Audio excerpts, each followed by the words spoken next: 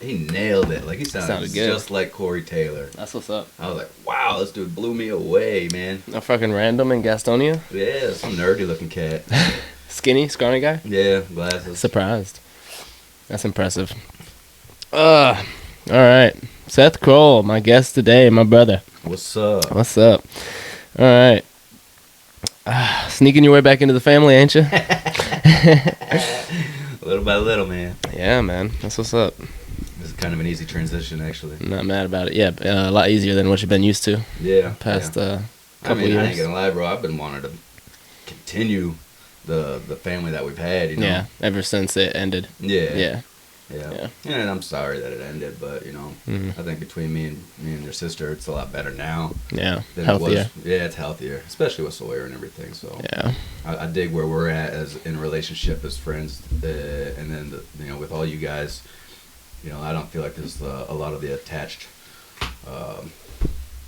tension or drama or anything like that with constantly me and her going back and forth, Yeah. and then with carrying over to the family. So That's good, man. yeah, I'm glad that you guys all supported me and especially your mom and Ronnie pulling me back, let me come in and stay with them. That was clutch. Yeah, that was clutch. that came in. Even me, I was like, "Ooh, you sure?" I don't know. Yeah, but Yeah, it's good. I'm sure it's been a wild ride. Yeah. We've been praying for you. I think we've all had the best intentions, and I think we all were ready for you to come back and restart. You know, Yeah. for sure. So how long were you going for? A little over 2 years. Yeah. Yeah, I think it was like 2 years and 23 days. Mm. Exactly, just about. So That's tough. it was long, man, but Yeah. it was necessary evil, to be honest. I mean, everything was. When you live in that type of lifestyle, everything it's bound to happen. It's just like riding a motorcycle. It's not if you fall down, it's when you fall down. Yeah. So when you're in that lifestyle of hustling and drug using and shit like that, it's bound to happen. Something's gonna catch up to you. You got to dress for the slide, not the ride. That's right. That's right. Yeah, I like that. Yeah, man. That's good. You want to give him a little backstory? I was gonna say. So Seth Kroll, is like a brother to me. Basically, might as well be. He's a retired veteran. He's been locked up for the past, like he used to just said, 2 years, 20-some days. He is my sister's husband, my oldest sister's, Brittany, husband. They got their son Sawyer together, if you don't mind me telling that. Yeah, I meant to ask you before we started what's off limits and whatnot, but nothing's off limits, yeah, man. I was like, we're It's just all gonna out run there. it. We're just gonna run it, and that's how we like to do it. Unfiltered's the best way to go. Exactly, and I knew you'd be cool with that. So, y'all obviously separated before you got locked up, and Brittany remarried. A lot happened there, but now we're here. So we're out. You've been out how long? 2 weeks. April 26th is when I got out. So almost a month. Almost a month. Almost a month. Yep. Yeah.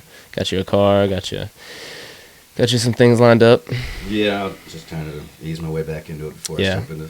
I wanted to at least take the summer to enjoy with Sawyer and get things back together, and before I started looking for a job and everything. Yeah, I think that was the best decision. Yeah. Yeah, I wouldn't personally either want to jump right back into trying to be a part of society and have a regular 9 to 5 and Yeah. Even though I feel like I need it right now. Well, I'm sure you do, but there's days where I'm like, fuck, this is boring. And to try to balance that with Sawyer at the same time. Yeah. It's like, you're not going to get the time you want. Right. Yeah, but after me and Brittany got divorced, I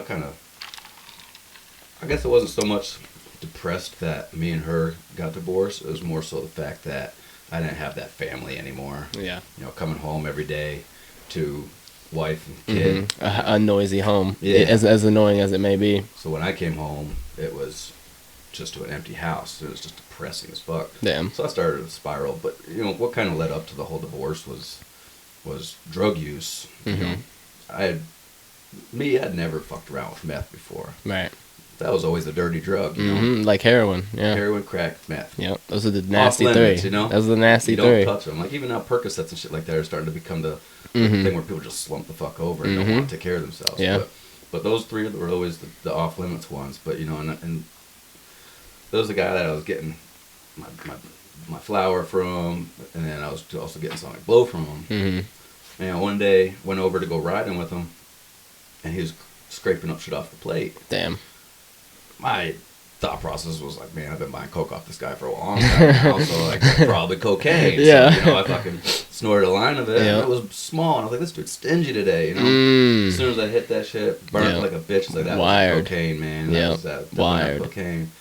And so I felt kind of a little bit betrayed at the same time, but at the same time, you know, it's always one of those things like, for me, curiosity, you know, I found out what it was like.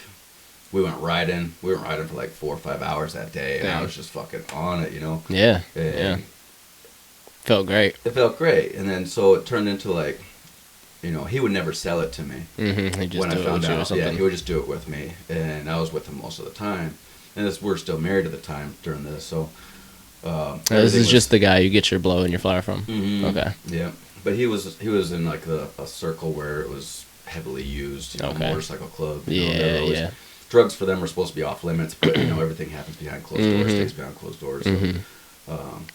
but with that, you know, everything was hidden from Brittany, even the cocaine usage. Yeah. You know, I mean, before we were open about that stuff all the time, but with this, you know, it was It was a different level too. yeah, you know, because I felt guilty about Yeah. it. You know, Yeah, because you were hiding it and doing it more than she would be okay with you doing it. Absolutely. I'm sure. Yeah. Yeah.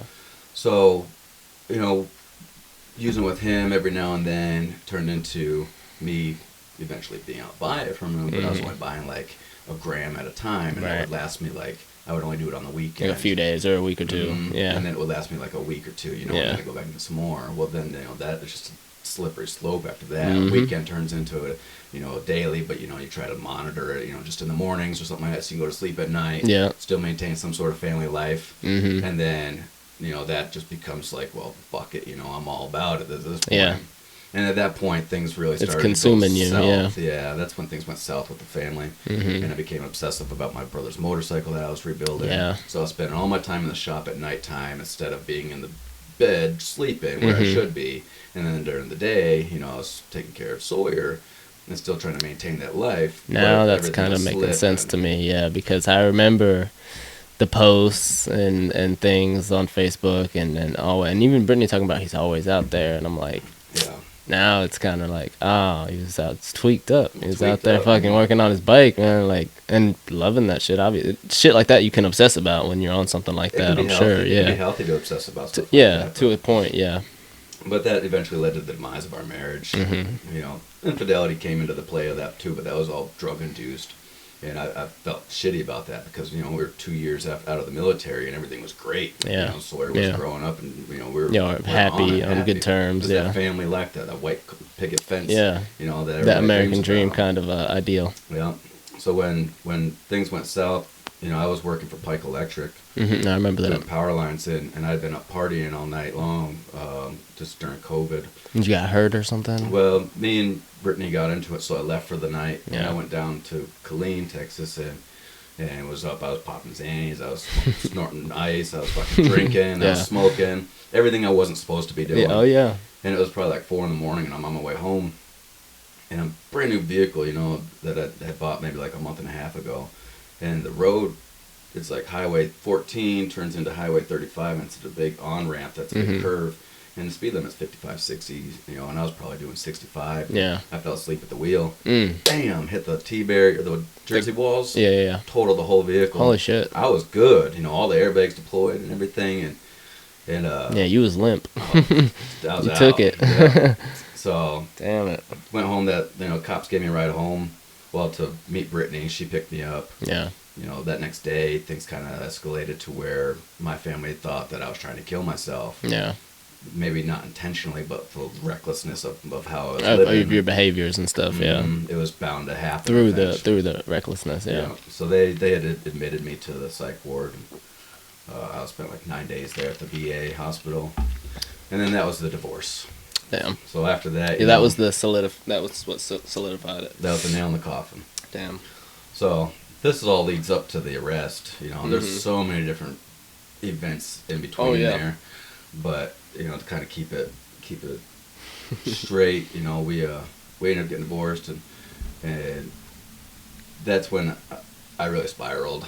So I got into another motorcycle accident, broke my femur out of my Remember leg. that? Yeah. That rendered me helpless to the couch. Were you under the influence when you got in that wreck? I mean, I was under the influence of ice, but it was like during the afternoon. Like the coming down stages of it or something? No, I was flying high, Oh, man. okay. But I was alert, with ice. Yeah, so it's surprising you got in the accident. Yeah. No. I was surprised. And it wasn't even my fault, Yeah. Even though I was under the influence, I was alert, and I always am when I'm riding. I mean, hell, before that happened, I rode all the way out to Las Vegas and back. Yeah. 4 days on the road by myself, and I was on it the whole time there. But I was coming off the exit ramp, and this 2 intersections both have a red light, green light, or whatever, and I'm coming up, and speed limit's 35, and I'm doing the speed limit, and I see the green light hit, so I'm like, all right, cool. So I keep it going, and then the second light turns green as I'm going through the first one. Yeah. Well, this whole time that I'm doing that, I see all the traffic stopped.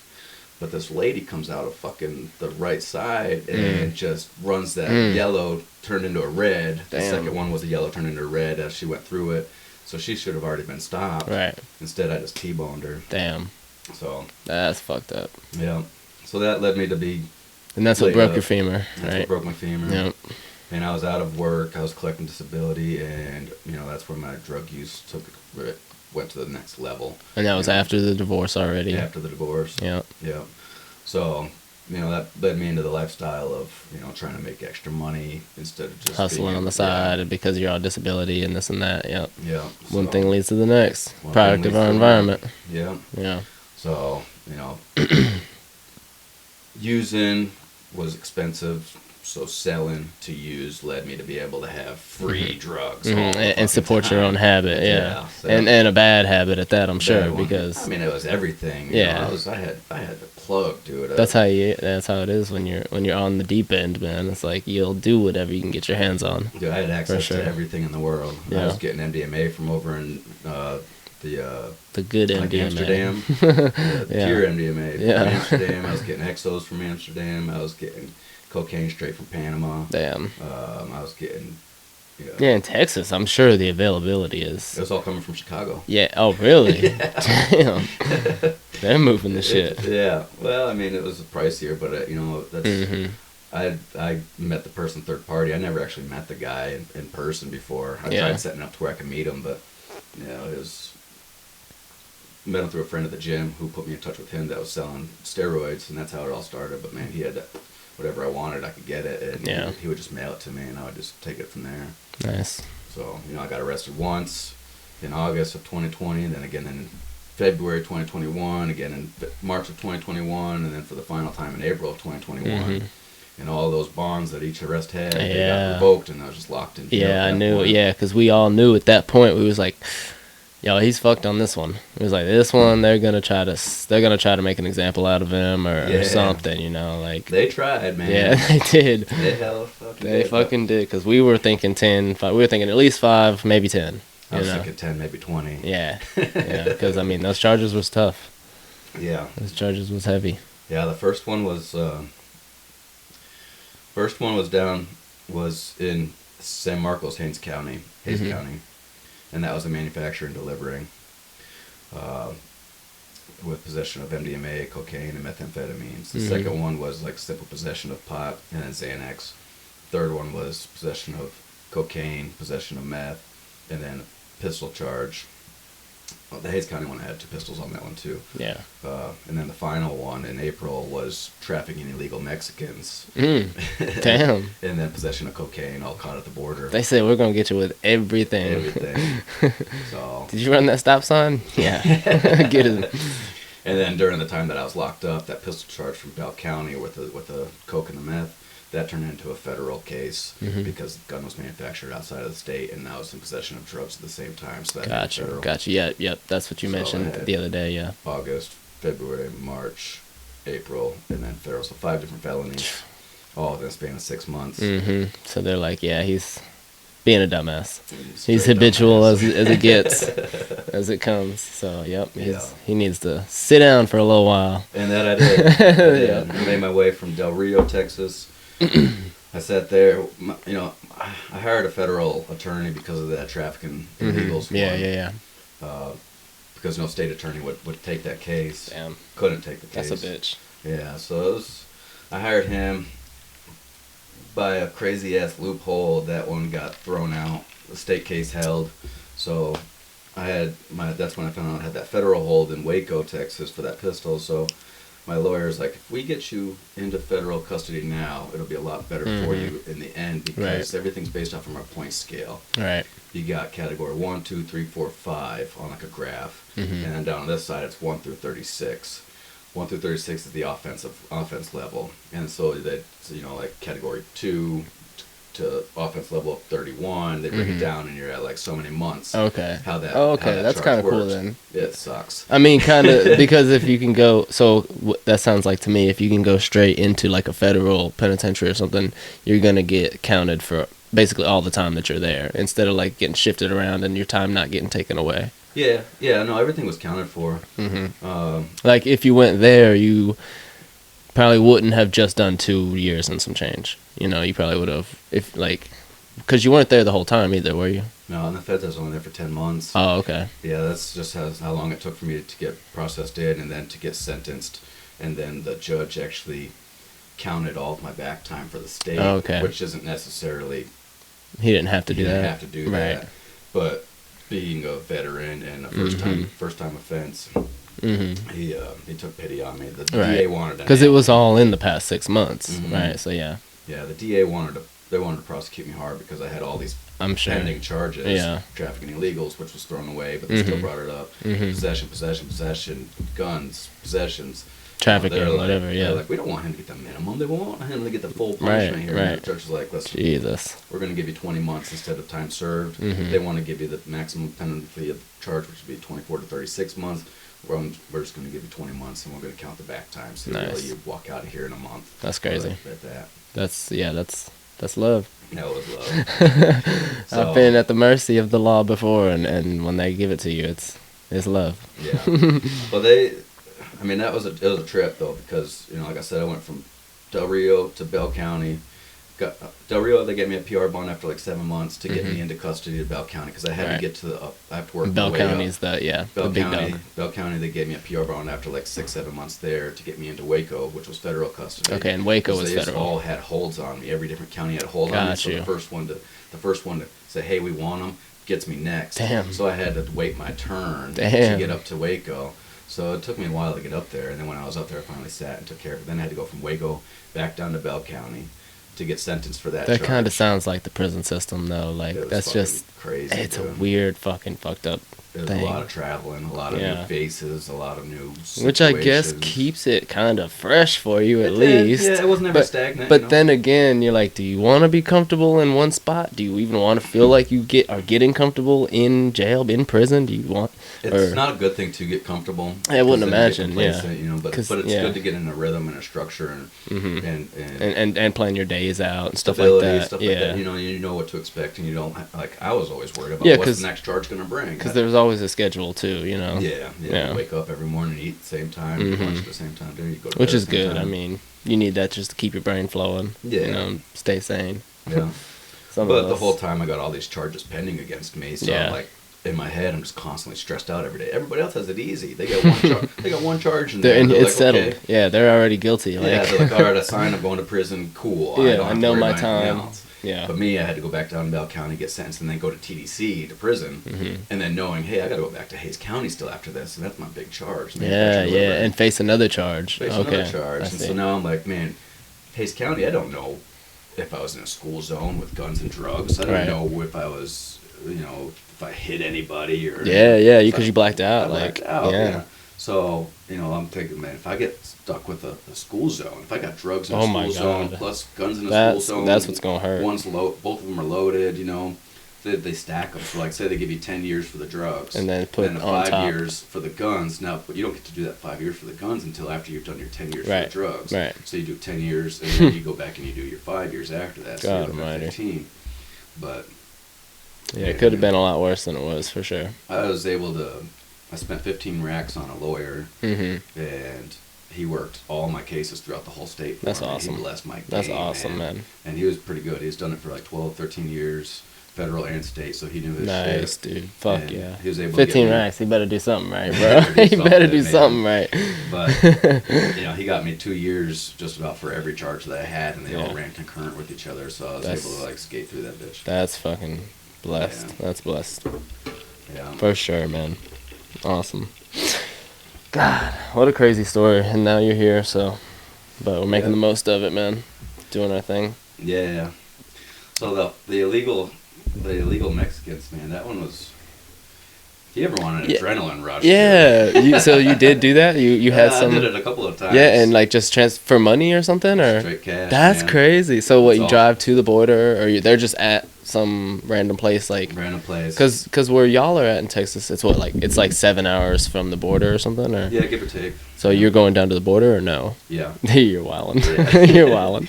So I had accumulated all my clientele from like Snapchat.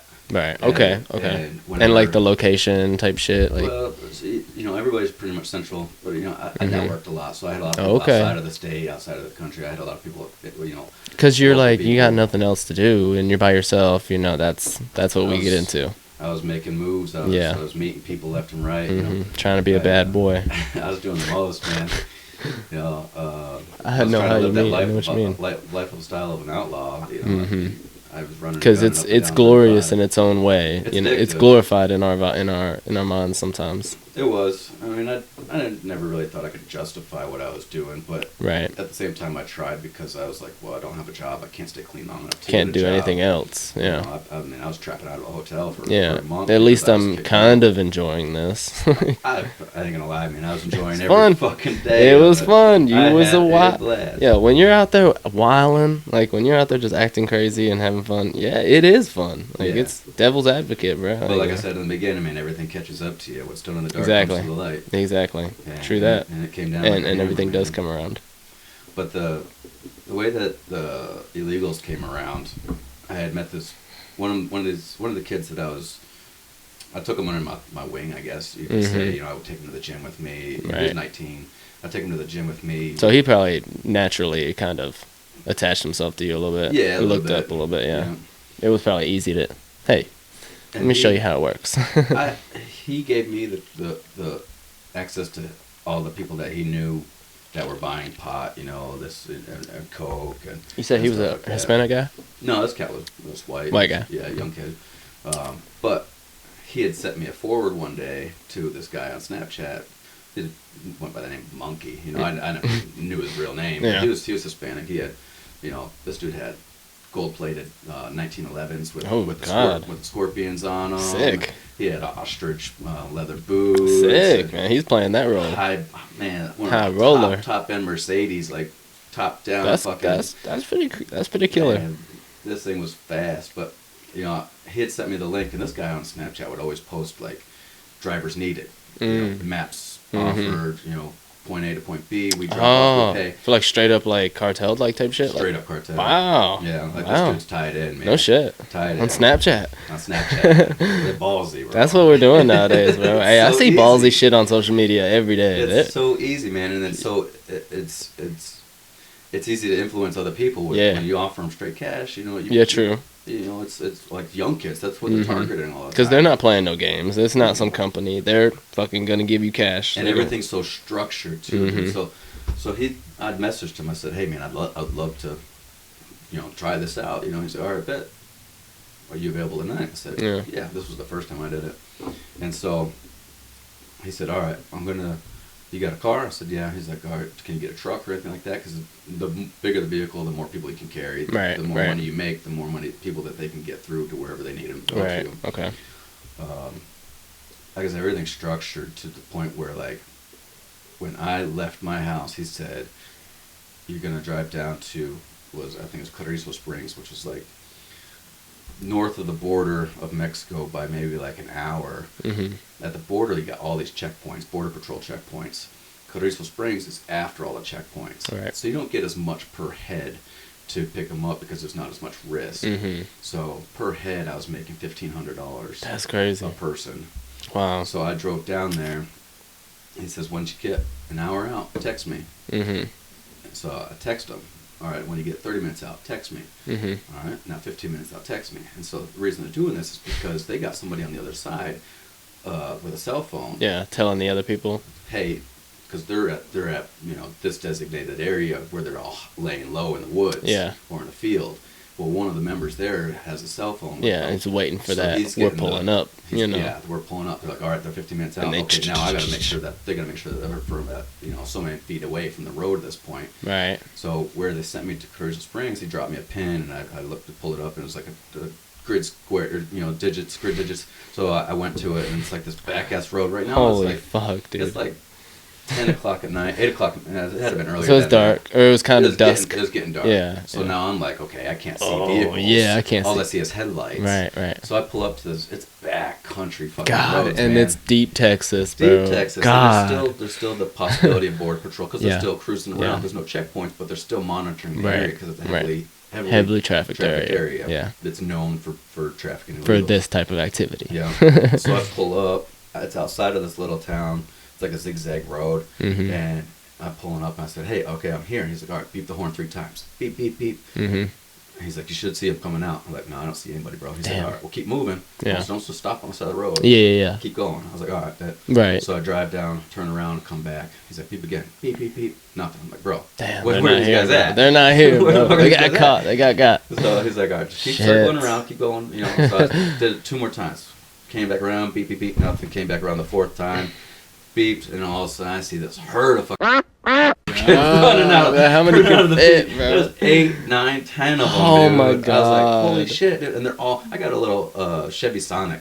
It's no bigger than your car. Yeah, a Sonic. Yeah. Mom had one of those as a rental one time, and I know how small they are, bro. It's 4-door. Yeah, it's 4-door, but it's a compact car. It's compact. Yeah. Yeah. So and I wasn't thinking. I had a 12-inch sub in the back seat instead of in the trunk. Oh, man. And it got the amp on the floor. They threw that bitch out. Man, no, these cats, they open up all the doors and they start just jumping in like fucking clowns in the car. They're just piling on top of each other. One climbs up into the back window like sun area. Yeah. Like laying up on top of that. Like, no. We're definitely getting caught like that. Cuatro hombres, cuatro, no more, no less. You guys gotta get the fuck out of my car. Yeah. And so one of them has the sub on his lap. Yeah. Another one's on the side. At least he did that for you. Yeah, I'd have checked that. At first bitch. he tried climbing up on top of it. I'm like, dude, what are you guys doing? No, you're gonna break that that shit, like. And so another one in the front seat, the one that had the phone, and he spoke English, and so finally I got everybody in the car locked. He's like the Rosa Parks of the group, like. Yeah. I mean, not Rosa Parks. Harriet Tubman. Harriet Tubman. Yeah. So he says, turn around, go that way. I was like, hey, you speak English? All right, cool. So he's got the phone, so I text my guy, my point of contact, which is, I think, his point of contact, too. Yeah. I said, hey, got the pickup, en route. Right. He says, okay, here's the address. So he sends the address to me in San Antonio. And that guy probably only cared about the one guy. It's like, as long as my one homie gets in the car. So everybody pays the cartel to get them over to the border. So they pay them X amount of money to provide transport at some point. Okay. The transport. Damn. It's their job to get across the border itself, and then from the border they get another ride to get picked up. And dropped off somewhere else, and then I pick them up or something like that. So it's a whole big process. That is crazy. But it's all connected. They all work with each other, and America's the Holy Land, I guess. Everybody wants to come here for some reason. No, I do too. I want to stay. Yeah, I don't want to go anywhere else. I mean, I think we got it pretty fortunate. Absolutely. Yeah. So I pick up 4 of them, and I drive to the address in San Antonio, and I pull up, and it's a Home Depot. Oh my God, bro! And they're gonna stake it out. Right? They're gonna stake it out to the morning. It's late at night by the time I get there. It's probably like 2 a.m. It's a box truck and a pickup truck. Monkeys in the pickup truck. In the box truck, they roll up the door and they. No shit. No fucking shit. So they all exit out of my car, jump in the back of that panel truck, box truck, and then Monkey's like, "Hey, I'll double the money if you go back and pick up the other 4." I said, "Bet." Big bet. I'm on my way. Big fucking bet. Yeah. So I drove back. Like the 3 hours back to where it was. And this is the load you got caught on. No. No, you didn't get caught on this load. But I was afraid to because I was going back You to the hit same a spot, lick, man. bro. Yeah, it would be sketchy. So I'm like, but you hit a lick. So I get there and it's like 5 in the morning or so. Sun's starting to come up. I pick up the other ones and I'm like, all right, where am I going with this? And this one was a lot quicker because they were all waiting for me. They knew where I was coming back. They're like, beep, beep, beep, we know the horn. Yeah. So they jumped in, and I was dropping off in Austin, Texas now. And there's points all over the country. I'm sure. Sometimes you'll pick them up, and you might drive them all the way over to Georgia. Or Tennessee or some crazy shit. New York. They're all over the place. It's just where where they're paying to go. So Right, if they're paying right. to go to New York, You're gonna then get the that's money how for New they're gonna York, get to you go to know. New York. Yeah. You have the opportunity to drive them up there, but that's big time money. Yeah, it's like $5,000 a head or something. I don't even know. Yeah, But they got to cover it. that'd be crazy. So I dropped these guys off in Austin, at this dude's safe house, Mm-hmm. and then they're like, "All right, you're good to go." I'm like, "What about my money?" Yeah. He's like, "Monkey will get a hold of you." I was like, Oh, get a hold of me, bro. Get a hold so I of called Monkey, me. like, yo, bro. Yeah, Before I yeah. leave here, We need some kind of. I need to know where I'm going. We need He's some like, kind of something. Meet me at this place. And so I drive up, and it says apartment complex. So Okay. I'm like, okay, bet. So I pull up. He comes up to the door, and he just hands me fucking a thick stack of bills, man. Blue faces. All $100 bills, crisp, man. He said, count it out. So I bet. I bet. I had fucking like, said $4,000 for the first time, or just about $4,000 for the first time around, first group, Mm-hmm. and then just double on that. So I made almost like 10 grand. Yeah, if not more, bro. If not more. Yeah, In 12. one night. Shit. Because, I mean, it's a few hours of driving, but But, the risk 12 involved. grand, bro. I mean, So what did I do? I turned around, I went back to his place the next day, and I invested that money in cocaine. Did ya? Yeah. there you go. About 5 ounces of coke. Holy fuck. Yeah. That's a good snap. That's a good knot, bro. So That's a good fucking knot. when I went down there, I had the money in a McDonald's bag. Mm-hmm. Little brown paper. Yes, yeah. And Yeah. so I pull up, and I get up to his apartment, and it's just him and this one cat that just got out of TDC, this white dude. He's got lightning bolts and shit all over his face and shit. Yeah. And I'm sitting there, I'm like, hey, so I want to pick this up. He's like, I don't have it on me, Yeah. And I was like, well, what do you got right now? He's like, I got a bunch of bars. I was like, all right, I'll take a K-pack of bars. What's a K-pack? 1,000 Xanax bars. Shoo. Blue B707s. Yeah. Perfectly pressed, man, and everybody loves Mm. them. Oh, yeah, the blues are great. Blues are great. Blues are great. So I picked those up, and then I was like, I still want that cocaine, though, And he's like, all right. So he made some calls.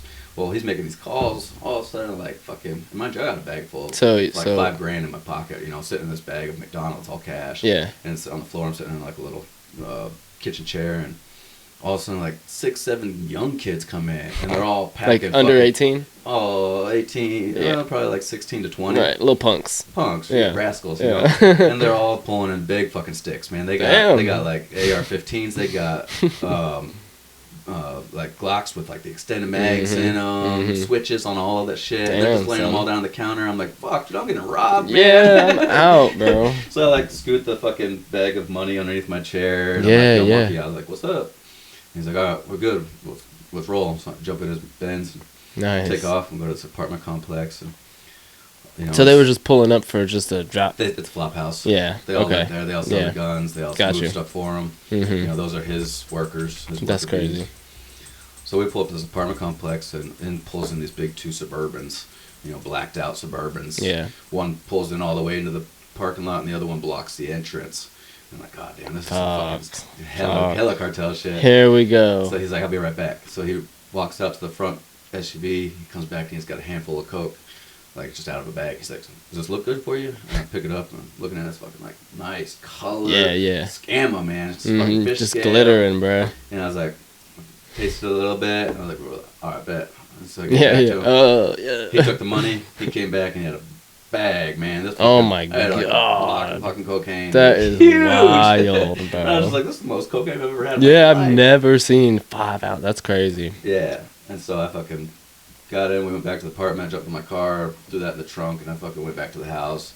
And I set up shop. I had Start all busting I it had all these, down, or- yeah, little glass vials that I would sell my Okay, shit in. I've seen those for like meth and shit like that. Yeah. Yeah, I use it for cocaine because like when you get coke and you put it in a baggie, you always get that bit that sticks to the walls. Yeah, and you just lick the bag or some shit. Yeah. Well, and then people like I like the vials though. Vials are vials are dope. good because Vials it's are dope. raining out. You don't got to worry about it getting wet. or Yeah. anything like You got that. the screw on top, or If you lose it, you Yeah. notice it because it's kind of heavier. It clinks on the ground. right, You drop right. Yeah, exactly. Yeah, it falls out your pocket. You're gonna fucking know. it. Yeah, It might break, but you're gonna know. you gotta know. But that 5 ounces, I flipped that. I got it for about close to like 1,100 That's wow. a That's piece a wow. zone. And Oh, okay. and Yeah. then so 1,100 a zone, and then I'd sell it for $100 a gram, and I'd get $2,800. That's on a- those, that's- on those Damn. So Yeah, that's a good turnover, bro. yeah, That's a great I turnover. made about another like $5,000-$6,000 on top Yeah. of that one. So I mean, I was pushing everything and anything I could. You know, I had. They was loving that shit for 100 a G, bro. They loved it because I never stepped Right, on it. right. Everybody else That's that was what it around was. there was Yeah, stepping on true. You probably, yeah.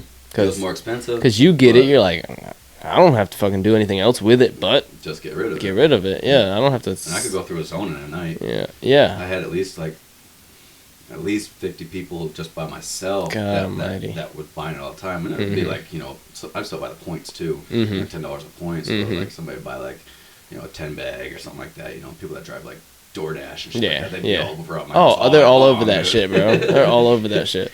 But that's funny. This one cat, he said he started going in on it with me, and he ended up going to Cali to meet up with a bunch of plugs out there for flour. Right. He's like, hey, well, I'm gone. I'm gonna send you all my clientele, so that way we can still keep this shit rolling. Yeah. Like, that's the biggest mistake you've ever made, bro. They're never coming back. They're never coming back. So now I had like all of his people slipped out, and then they also liked the MDMA, so I was getting rid of it. I'd buy an ounce of MDMA for $650. Yeah. You know, you could sell it $10 a point, $15 a point. Yeah. So you know, you're still making $2,800, $3,200 on something you're paying $650 for. Yeah, so that's what 60% profit, 40, 50, easy, something like that. Yeah, something like that. So I mean, I was pushing MDMA, I was pushing coke, I even tried heroin for a little bit, but I only had like 2 or 3 people that ever bought it, and it just wasn't worth it. It wasn't worth the risk. It wasn't worth it would the scare money. me. So because that seems like the crack charges in the 80s. You know, you get hit with the crack charge in the 80s. It was like what 20 fucking years or some shit that was doing. Yeah. Yeah. So that seems like where it's headed now. But the best part about those people are they're a lot more secretive. Yeah. You never know who's a fucking heroin head, man. You don't, bro, because they just nod. They just stay in their house. They just nod. Yeah, they don't go. They don't do shit. Crackheads, they be out there. Same with tweakers, man. Tweakers, yeah, coke, meth, all the uppers, they be out there in the streets dancing and shit, asking for money. Right. So where I lived at, it was pretty, not want to say rural, but where I lived at, I had the sheriff department right across the street from my house. Really? My apartment. Damn. And I was pushing everything right underneath their noses, dude. But where my apartment was, is you had a door. There's a pizza shop, like a bookstore, bail bondsman, lawyer office, blah blah blah. Like was there like regular complex. Traffic pretty normally throughout the days? Street. Yeah, so it's a busy road. It's like a street parking lot, you know, along like a shopping complex. So everybody's pulling in there and going all the time. Gotcha. So there's in and out all the time. And I lived on the second floor, so you can kind of disguise it. Yeah, the only way to get in there was a single door with a digit pin on it. So you had to press that code to get into the door. Yeah, that's some real city shit, bro. The door kind of blends in. You don't even see it. Oh, okay. And my apartment was up above the pizza shop, so I had a balcony that overlooked they can't really see them going in there. Nice. They see them going in, but there's 11 other apartments inside that building. Oh, okay. So they don't know which one they're going into. Yeah. Okay. So I had pretty good setup. Gotcha. And then there's a back entrance too that went out to the back. Yeah, because that's always like a big thing if you're pushing anything. It's like traffic. Foot traffic, car traffic, bro. Yep. Can't have it. But everybody else's business hours were normally from like 10 or 11 in the morning till 10, 11 o'clock at night. All right. I went the opposite. I had all night long because I'm using dope, so I'm up all night. Yeah, long you're too. up. Plus, I always had cocaine on me. I always got people over the house. We're doing lines. Yeah, because you're probably being social. You're sharing. You're being a little butterfly. Coming back. You want to be a good plug, bro. You want to be a good. And I was looking for the customer best service, product bro. ever. Yeah, that's why I had so many different contacts because I'd meet somebody and I'd try their shit, sell it. People didn't like it, so I'd be like, okay, well, it's good to know you. Good to have you. In the pocket, keep you in my back pocket. But I'm going to go to the next one. But yeah. And so I'd travel all over the state looking for people. Damn. And Texas is a big state, bro. There's a lot of potential clients out there, and some of the best ones probably flew right under your nose, and you never knew it. Never knew that. Because there's so many probably out there. Until I started realizing, who was who. Yeah. I found people that are selling that everything, You'd have never known. Yeah, people that you never would. Professionals, like real upstanding people. Hold on. I gotta get my Zen or something, my vape or something. Can you hear yourself all right? Yeah. You can hear yourself really good? I'm really good. You can tell when you're close and far away? Yeah. Okay, I just want to make sure. Because you're a little quiet in my ears. But okay. No, I'm gonna fix it, but you're good. Test. Test. Keep going. Test. Keep going. All right. Oh, wow, that's good. Oh, yeah. That's a lot better. That's better. Your mic volume, I think, was down. Yeah. But Yeah, that's a lot better a there. lot better, ain't it? Yeah. Fuck yeah. I think I can even hear you better, too. Sweet. Yeah, for some reason that worked for me too. But all right, Mango Tango, huh? Yeah. Where were we? Yeah, where were we? I haven't asked any questions yet. Well, go ahead. I was just looking at it. I see you had a bunch of them down there. Yeah, let's see. So I got your intro here, and let's see. We got what's your biggest takeaway from being locked up for 2 years? The biggest thing you took away from it? Man. Yeah, I thought about that every fucking day. I'm sure it's a heavy question. Best thing that I could take, man. I don't even know how to put it into words, really. I'd say I'm sure. you only got one life to live. You want to live it right. All that other shit is bullshit. Mm-hmm. Like, I got a son, and I missed 2 years of his life. Mm-hmm. I mean, he was 2 when I left. Now he's, Crucial 2.5, now young he's years. 5. Yep. Yeah. And I didn't realize how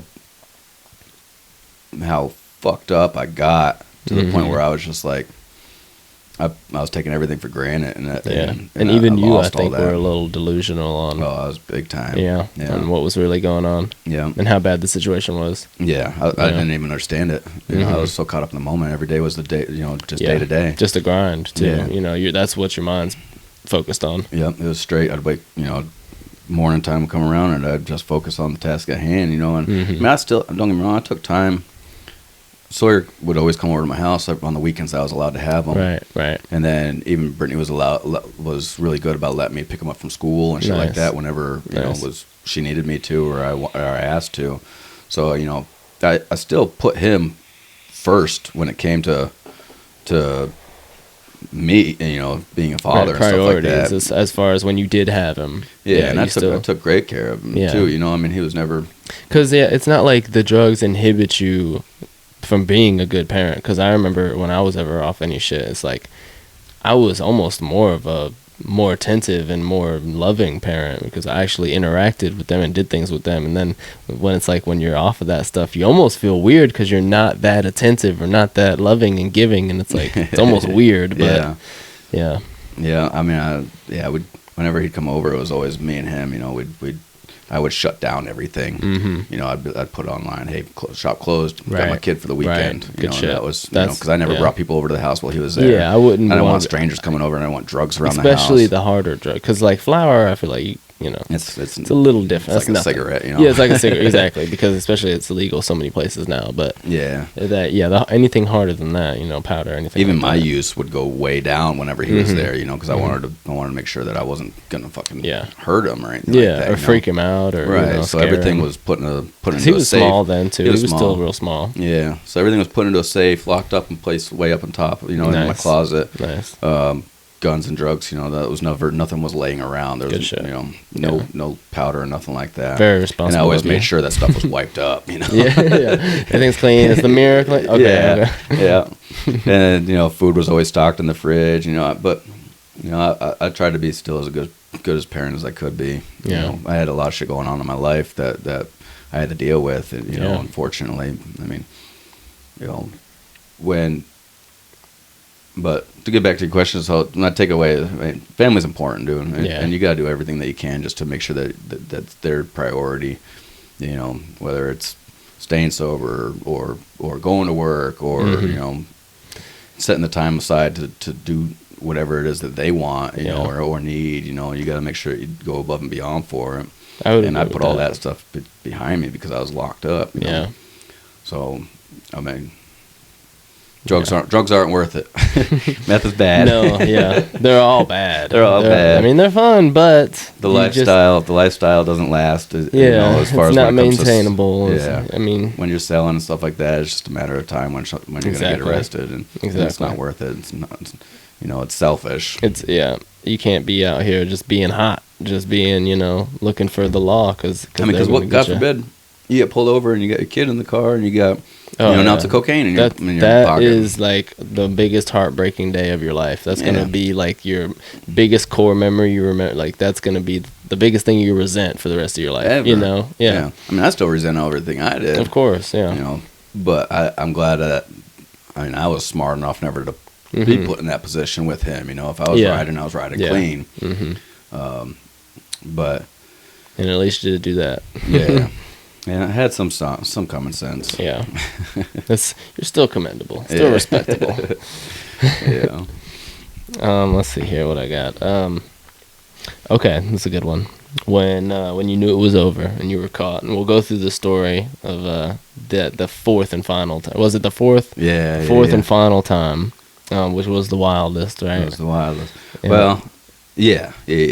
Well, it was one of the wildest. So when you were doing that and you knew it was over and caught, what state of mind were you in, and what was going through your mind when, after you realized I'm fucked? Man. So you could explain the arrest story if you want, because I know that was kind of crazy. Yeah. Well, so the arrest for the final time was the final time that I trafficked illegals. It was like a weekend night, I think, and this cat would come over to my house, Walt, and I hate this motherfucker, man. Hate him. He fucked me over good. And so he'd always been like, hey, I want to go down with you. I want to go down with you and do this. I want to make some money. He was big time plugging in as well. Like, no, you're fucking 1,500, bro. This guy was moving everything from like wax flower, DMT, mushrooms, LSD. He was in it. He was making fucking stacks. Damn. At like 18, 19 years old. Damn. But I had earlier that day, I had went and dropped off this Xanax to this one cat, and he pays me in like $7 in quarters or something like that. I'm like, really, bro? Like, you had me drive all the way over here for a bunch of change. I was like, okay, come on. I'm in the hustle. I'll take their money. I don't give a shit. Just how give it it is. to me and you get can out of cash here. at me. You can do whatever you want. Yeah, next time, don't do that shit. But the bad part about it was, as soon as I left, I got back to my house. I get back on Snapchat, and I'm looking through, and I see him tagging me in a photo saying, "Don't go to Archie." That was my road, my name out there, Archie. He said, "Don't go to Archie selling fake press pills." Bullshit. I was like, dude. You paid me in quarters. I drove all the way over there just to drop one fucking pill off to you, and you're gonna fucking blow me up like that, bro. So me and him get into this big heated argument over online, and he starts talking about like killing my kid. And I said, bro, I will grab my machete and I'll come over there and chop your fucking head off right now. Crossing the line, bro. Crossing the line. Yeah. And so I'm calling all these names and shit, and I'm like to the point of Snapchat or something. Yeah. Well, and I'm calling him on the phone, and in the background, his girlfriend's running her little mouth. Oh, my God. I'm like, yo, tell your cunt to shut the fuck up. And so she calls her dad. Oh, great. And says, hey, this cat Archie said, called me a cunt, told me to shut the fuck up, blah, blah, blah. And so now, this is like later in the evening, and I'm chilling. I have no intention of going and doing anything, besides just trying to fucking do my shit. Yeah. I'm in like moving these illegals and everything like that. Wasn't even a part of my thought process at the point. Yeah, you was moved on at that point. Yeah, just doing my shit, normal everyday life, and all of a sudden I get this call. This dude is just ranting over the phone. Where the fuck are you? I'm right down the street. I'll come down there right now and I'll fucking beat the fuck out of you. Great. Mind you, I said I live right next to the sheriff's department, right? And they're all the time driving down this road, pulling into their shop and all this. And so next thing I know, I hear this dude. He knew where I lived at. Yeah. I gave the other kid my apartment number, my street address. Just like, come down here, bitch. Yeah. Come on down here. I'll fucking light you up, man. Bring it, motherfucker. And so now he gave it to this girl's dad, and now he's outside my apartment. Of course. And I hear him, where are you, Archie? Get the fuck down here. I'm going to kick your ass. I'm like, is it a white guy? I don't know. I never seen him. Oh, really? I'm assuming he's white. Yeah. He sounded kind of white, but he sounded kind of white. I'm sitting in my apartment. I'm like, fuck, dude. I got this guy yelling outside this apartment complex at 8, 9 o'clock at night. Their businesses are closed. Yeah. So now this dude's just drunk outside my apartment complex, yelling. I was like, this guy's gonna get me arrested. Yeah. Like, I'm not going down there to fight this guy. Like, that's just dumb. Now I'm not bringing him up to my apartment either because I got all this shit in here. I'm gonna get kicked out, bro. Yeah. I don't want that. So I was like, I called this dude, Walt. I said, hey, man, you still want to roll? I said, we can do this right now. I got to get out of town. I think it's kind of hot at my place. I need to get out of here. He's like, yeah, I bet. I'll get my mom's truck. So I was like, all right, cool. When you get here, there might be people outside the apartment. Just scope it out before you get out of the truck, Yeah. and then call me and let me know what's going on, and Yeah. I'll meet you outside. Damn. And so he rolls up. He's like, "Yeah, you're good. I only see one dude standing out here, but he's just kind of like off in the cut." Yeah. I was like, "All right, I bet." So I had You had your pistol on you? Or no, something? I didn't want to roll down there with that. Yeah. But I walked downstairs. I had like 3 grams of coke on me, Mm-hmm. and then I walked down. And I walk out and I look. I want to make sure I wasn't going to get fucking jumped outside my apartment door. Yeah. And it's like stairs and there's a glass window and a door. You can kind of see everything going out there. And this cat standing up against the light post and he's just staring at me. It's like, all right, whatever. It's 2 on this big guy, Yeah. so I ain't stressing it.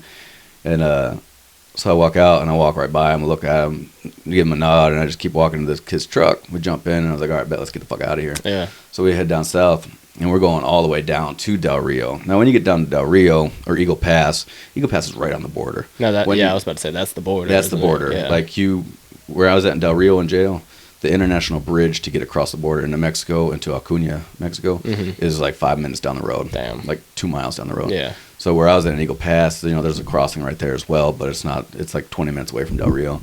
But when you get down to that point, it's a whole different ball game when you're trying to move these illegals. Right. It's a bigger process. You gotta go down there. Yeah, because it's way hotter, I imagine. Super hot. You got all these checkpoints. If you go to a checkpoint, these people are hidden inside your vehicle. Yeah. So what you do is you go down, you pick up.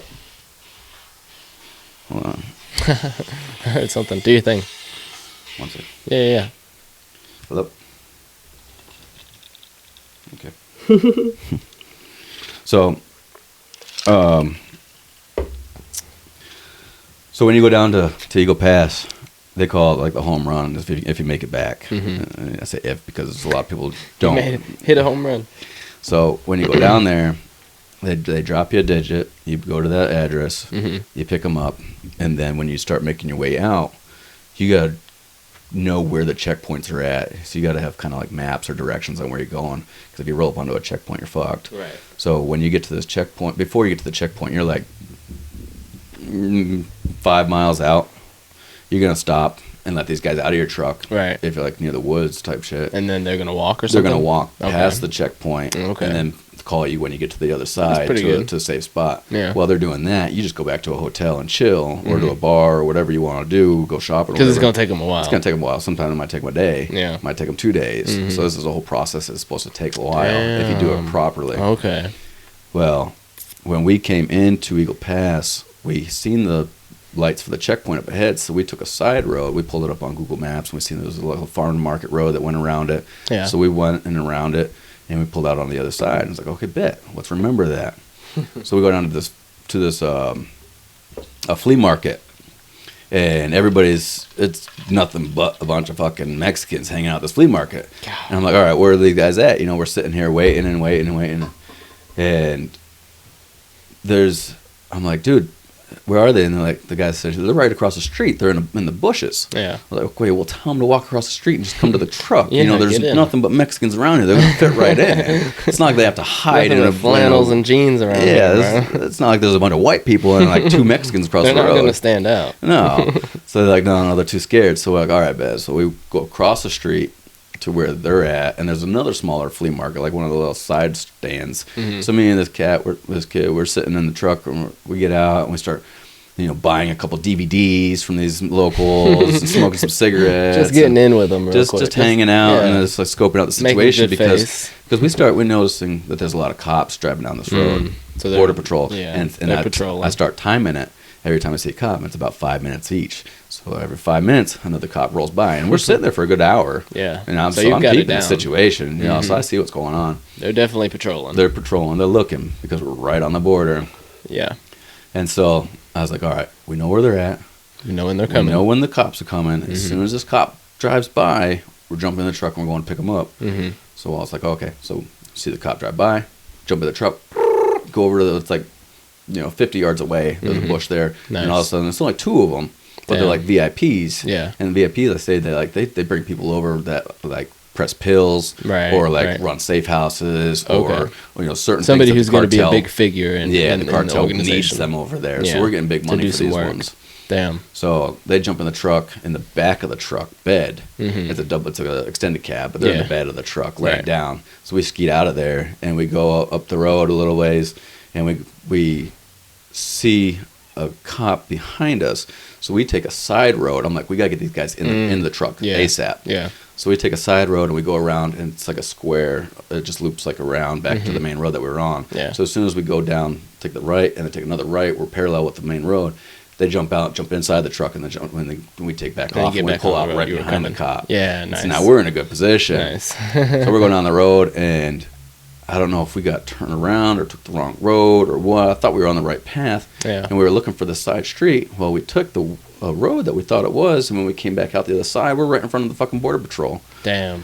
Like, at a checkpoint or something? Yeah, a checkpoint. Oh, my God. I'm like, son of a fucking bitch, man. And so I have, these 3 vials of Coke on me. It's probably like, I had already done 1.5 grams over the night that I was on my way down there. So I had 1.5 grams left, Right. But I don't think about shit. I'm just thinking, fuck. Here's the cops. I was like, we're coming up onto it. Like, I can't just stop and let these guys out of the truck because they got all these cameras on these. We're far enough away, but we could still see the checkpoint up above. So if we stop on the side of the road, they're gonna see it from there, and they're gonna flip a bitch and come down and get us, one way or another. So we pull up, and I'm just like, man, all right, here it is. Yeah. I was like, my adrenaline's going. I'm like, this is gonna fucking suck. Yeah. How do I get out of this? Do I run? Yeah. Do I fucking take off? I don't know this truck, I can break down on the other side of the fucking barrier. Was it your truck? It was this kid's mom's. Damn. So just a random piece of shit, bro. Yeah. So we pull up to the checkpoint, and the cop's like, y'all Americans? And we're like, yeah. I'm like, what about you guys? And look in the back, and they're like, they don't say nothing. Yeah. They're just stone faced. I'm like, yo, you guys better say something. Yeah, you better say, like, yes, see, we American. And they're like, you guys got identification papers? And they're like, the lady doesn't say anything. The guy's like, no.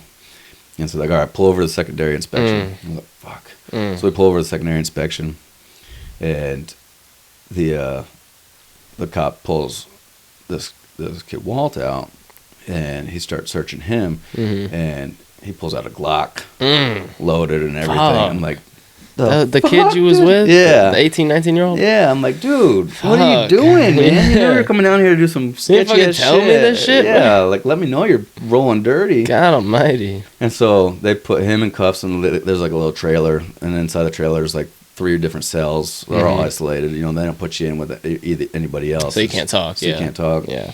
So they put him in there, and then they pull me out. And at this point, I'm like, well, they know that they're illegal. What do I say? So how do I cover my ass? How do I cover my ass? So they're patting me down, and the cop automatically just starts patting me down, and then asking me questions. He said, "Did you know they're illegal?" I said, "Yes, I knew they were illegal. I want a lawyer." Yeah. Now you may think like, why would you admit to that? Well, I mean, at the same time, he's pulling out a couple glass vials exactly. of cocaine. Yeah, and he's like, all right, getting fuck. you for all this other shit. He's So like, you're good. You saying that they're illegal and I need a lawyer is not really that impactful in the grand scheme of things. I mean, it could have been. It could have been. But for some reason, the way that me saying it and the time that he said it, no, he didn't. He never read me my rights. He asked so the me way the you questions. slipped it in there. He asked me the question first. You admitted. And I admitted to it. And then he read me my rights. And you just said, I want a lawyer. And I said, I want a lawyer. Right. So anything that I said before he read my rights was inadmissible to court. And that's all on camera. And it's all on camera. Oh. And so then they arrested me, put me in the cell, and at this point... Did your lawyer tell you that, or did you know that? It's just what it was said in the discovery when they sent it to me in the mail. Oh, wow, okay. Yeah. Damn. So they admitted to it. So I don't know if it was a good thing that I did or not. Yeah. I don't know if it mattered any. Sounds I mean, like it could have fucked me in the end because I'm basically admitting to knowing my wrongs. Right, but, so they put me in the holding cell in this trailer, and at this point, I'm just like, there's a lot going through my mind, but it's not really sunken in yet of like the extent of my situation. The gravity of it. Yeah.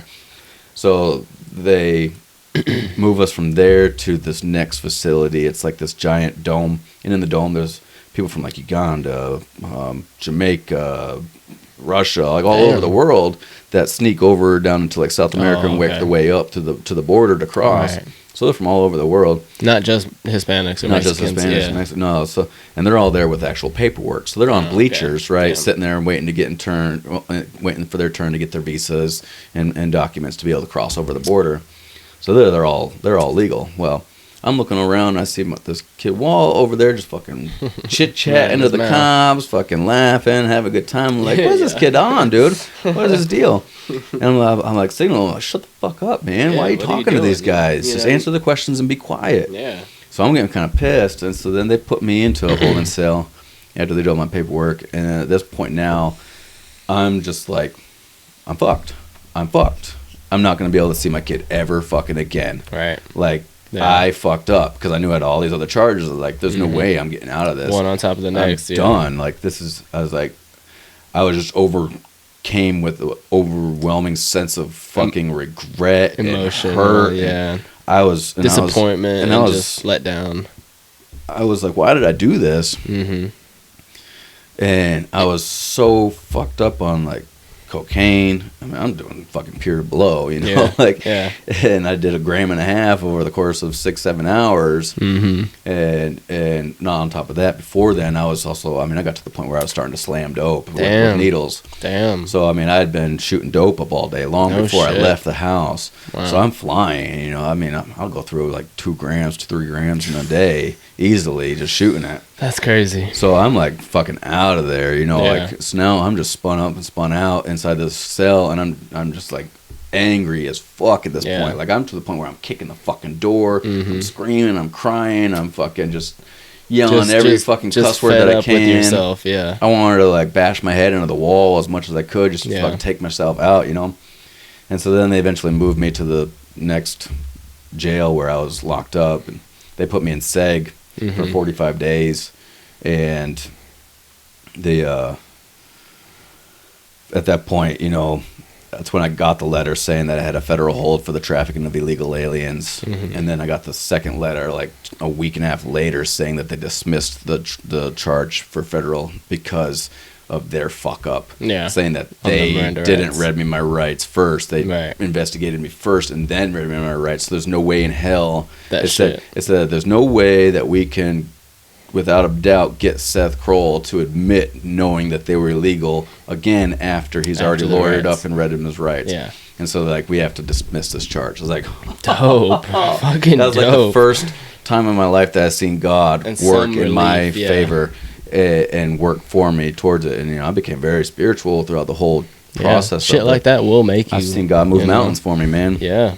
And you can't be nothing but fortunate and grateful. Yeah, and I have to, you know, I admit that to everybody. You know, I preach about it. You know, but you know, I was, you know, those 45 days in seg were hard. You know, I started like thinking I was hearing voices in my head, and I bet, and I was just in a terrible state of mind, and you know, luckily, you know, I was still able to talk to my family, but. It was tough, you know. At that point, I knew I was like, well. And at some point, you do sit there and be like, all right, well, this is it, you know, whatever, you know. Now I just gotta take it as it goes or as it comes. I've lost my choice. I've lost my power. So now I'm just at the mercy of the system. Yeah, mercy of the system. Yep. And that's a really low place to be, and I'm sure that took a toll on. Helpless. You can't do anything about it. Yep. Just along for the ride. There's no mental strength or physical strength that you can have or acquire or possess that's going to help you get through that. So, and that's daunting as a man, you know, not having any power. Yep. That was tough, man. Fuck. You said you read a lot. In jail. What kind of books you read? Stephen King, Kurt Kerouac. So like some horror. Or Jack Kerouac, I'm sorry. Kurt Vonnegut. Anything, really. Anything entertaining, interesting, kind of. I read the whole Harry Potter series. Did you really? Holy shit. Yeah. That's impressive. But my favorite was Stephen King. And reading took me out of there. Yeah. You know, it's an escape, you know. It is. There's everything else that's going on around you, and you can either be a part of it or you can just separate yourself from it, and you can do your own time. And how you want to do your time. In other words, you're bound to everybody else's. Because that place can also be consuming as well, and you can easily be, you know, led into the line of what everybody else is doing. You can get in more trouble in there. You can, fights, whatever. It's like you don't want to. And fights will add time and all types of shit. It's like you definitely don't want that. Well, what I didn't want to, and I wasn't opposed to fighting if I had to. Someone's gonna put their hands on me. I'm you got to throw defend back. yourself. Yeah. But I'm not gonna go out of my way to start. Because I don't think. Now, in a situation like that, would you still get time added just for being involved in the fight? Or if you were legitimately defending yourself? It just depends. It depends on what they deem the situation. On the county, on the situation. Like, I've seen some people in a different county get charged for assault because they beat the instigated fuck out of or the other or they guy, hurt them real bad or something. And the guy pressed charges on him. Okay. But what made me realize that I didn't want a part of like the drug usage in there, the violence in there, and stuff like that is that took away from me seeing my kid. Yeah. On more time on the phone. They take away your phone. Oh right, your privileges and shit. Yeah. They have tablets in there or like kiosks where you can video chat. Nice. And so like if you're on punishment, you're not allowed to use the phone. You're not allowed to see your family on the tablet. You're not allowed to buy commissary. And that's what's really going to get to you. Yeah, especially if you got kids or something. And that's what kept me sane in there was being able to talk to my son. Yeah, and having that kind of privilege to still at least see him on the phone or talk to him, hear his voice. Yeah, and if I lost that, then I was just going to lose my mind. Yeah, because I guess that makes sense because you had to be on your best behavior as much as I, noticed you calling him all the time and stuff like. Because I was at Mom's a good enough. Every time I was at Mom's picking up the kids or something, it seemed like you were calling and talking to Sawyer and stuff. So I wanted to maintain as much of a relationship with him as I possibly possibly really could. Adamant. And seeing the video of you seeing him for the first time when you got out was really joyful. Like it was wholesome. And that made me cry watching the video. Yeah, I watched it and I just instantly teared up. I was like, oh my God. I was like, and so because you could tell he knew exactly who you were. Yeah. He responded. He knew you were like, he knew like the gravity of the situation almost, it seemed like. And at 5 years old, you would think, of me being missing for 2 years, he would not realize who I was. Yeah, and just be like, oh, hey, or something, side hug type shit. Right, and then like look at his mom and like kind of cry or something like that. Yeah, he was daddy, and like, it was wholesome. And I made that a point the whole time I was in there. I was like, you know what, I got to maintain a relationship with my son. I can't just, a lot of people in there, you see these guys in there, they don't talk to their family at all. One, maybe they don't have money to use the phones. Right. But two, they just don't have the relationship with their kids. Or from three, the beginning, their baby mama doesn't allow them to see their kids. Yeah. Or four, they're just, strung the fuck out and they don't have a relationship with them, period. Yeah, they're too self-absorbed or something, Exactly. So I was like, I don't want to be like that. I don't know how you could do that. Like, how can you not want to talk to your family? Your own seed. Your own fucking kids. child. Yeah. I was like, I don't want to be like that. I'm going to do everything I can. So I would call him. If it wasn't like before he went to school, depending on where I was at, sometimes the phones wouldn't turn on until like 8 o'clock. And time difference, he'd be 9 o'clock there, here. Yeah. So, if I wasn't able to talk to him in the morning, I would talk to him as soon as he got out of school and then before he went to bed. And I would video chat with him at least once or twice. It did seem very scheduled, like, and you did have enough leeway to be able to call multiple times a day and stuff like that. So that was nice. And it was, God bless Brittany and, she was... She didn't want to exclude you from Sawyer's life or anything like that, which is commendable. And I like even on birthdays and Christmases and stuff like that. She would set up the video chat so I could see him opening his gifts, opening presents and stuff. Yeah. And I was still collecting my disability from the military too. So my dad, he was in charge of my finances the whole time. Okay. Like I would send my check to his house. Nice. He would deposit it and then it was a paper check. Mm-hmm. Okay. And then he would put the money on my books. Right. For like commissary and the phones and videos and shit like that. But when it came to because that costs every time you do it. Yeah, it was like 30 cents a minute. Oh my gosh. I know, right? Fuck. And then the videos, like for 15 minutes you're paying like $5 or something like that. I mean, it's worth it to me. It is worth it, of course, but it's like, damn. The jail system rapes you. It's prison. It's the prison system. Yeah. It's fucked, right? And that's that's another thing too, man. The system sucks. The system's fucked. Like they are, they're assholes. They have commissary, right? And in Texas, it's Keefe, Keefe is the brand, right? And the company that owns all the commissary throughout Texas. Okay, and like distributes it, distributes it, they package it, and distribute it and everything. Right. And they will sell it at such a high price, blows your mind, knowing knowing that you're gonna buy it because what else? You have nothing else to buy. Well, it's not. they feed you 3 square meals a day, but they're not square. They're fucking. They're skimpy, fucking nasty, and they're terrible. Yeah, so people are always like, I need soups, I need this, that, and to make spreads and shit. Yeah, because you can get like the canned like Campbell's soups and shit, or no stuff like that. Yeah. Mm-hmm.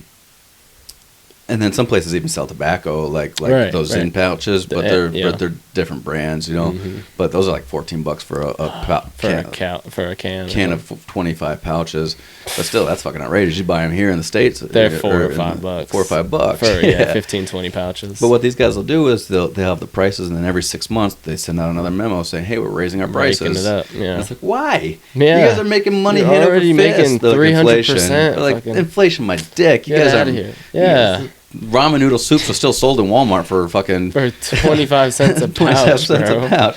It's like, come on, you can't be inflating that bad. No, dude, they're abusing their powers and monopolizing the system. So that, and then there's like, you would think like, looking at all these people coming in and out of jail when I was in there, drugs. Mm-hmm.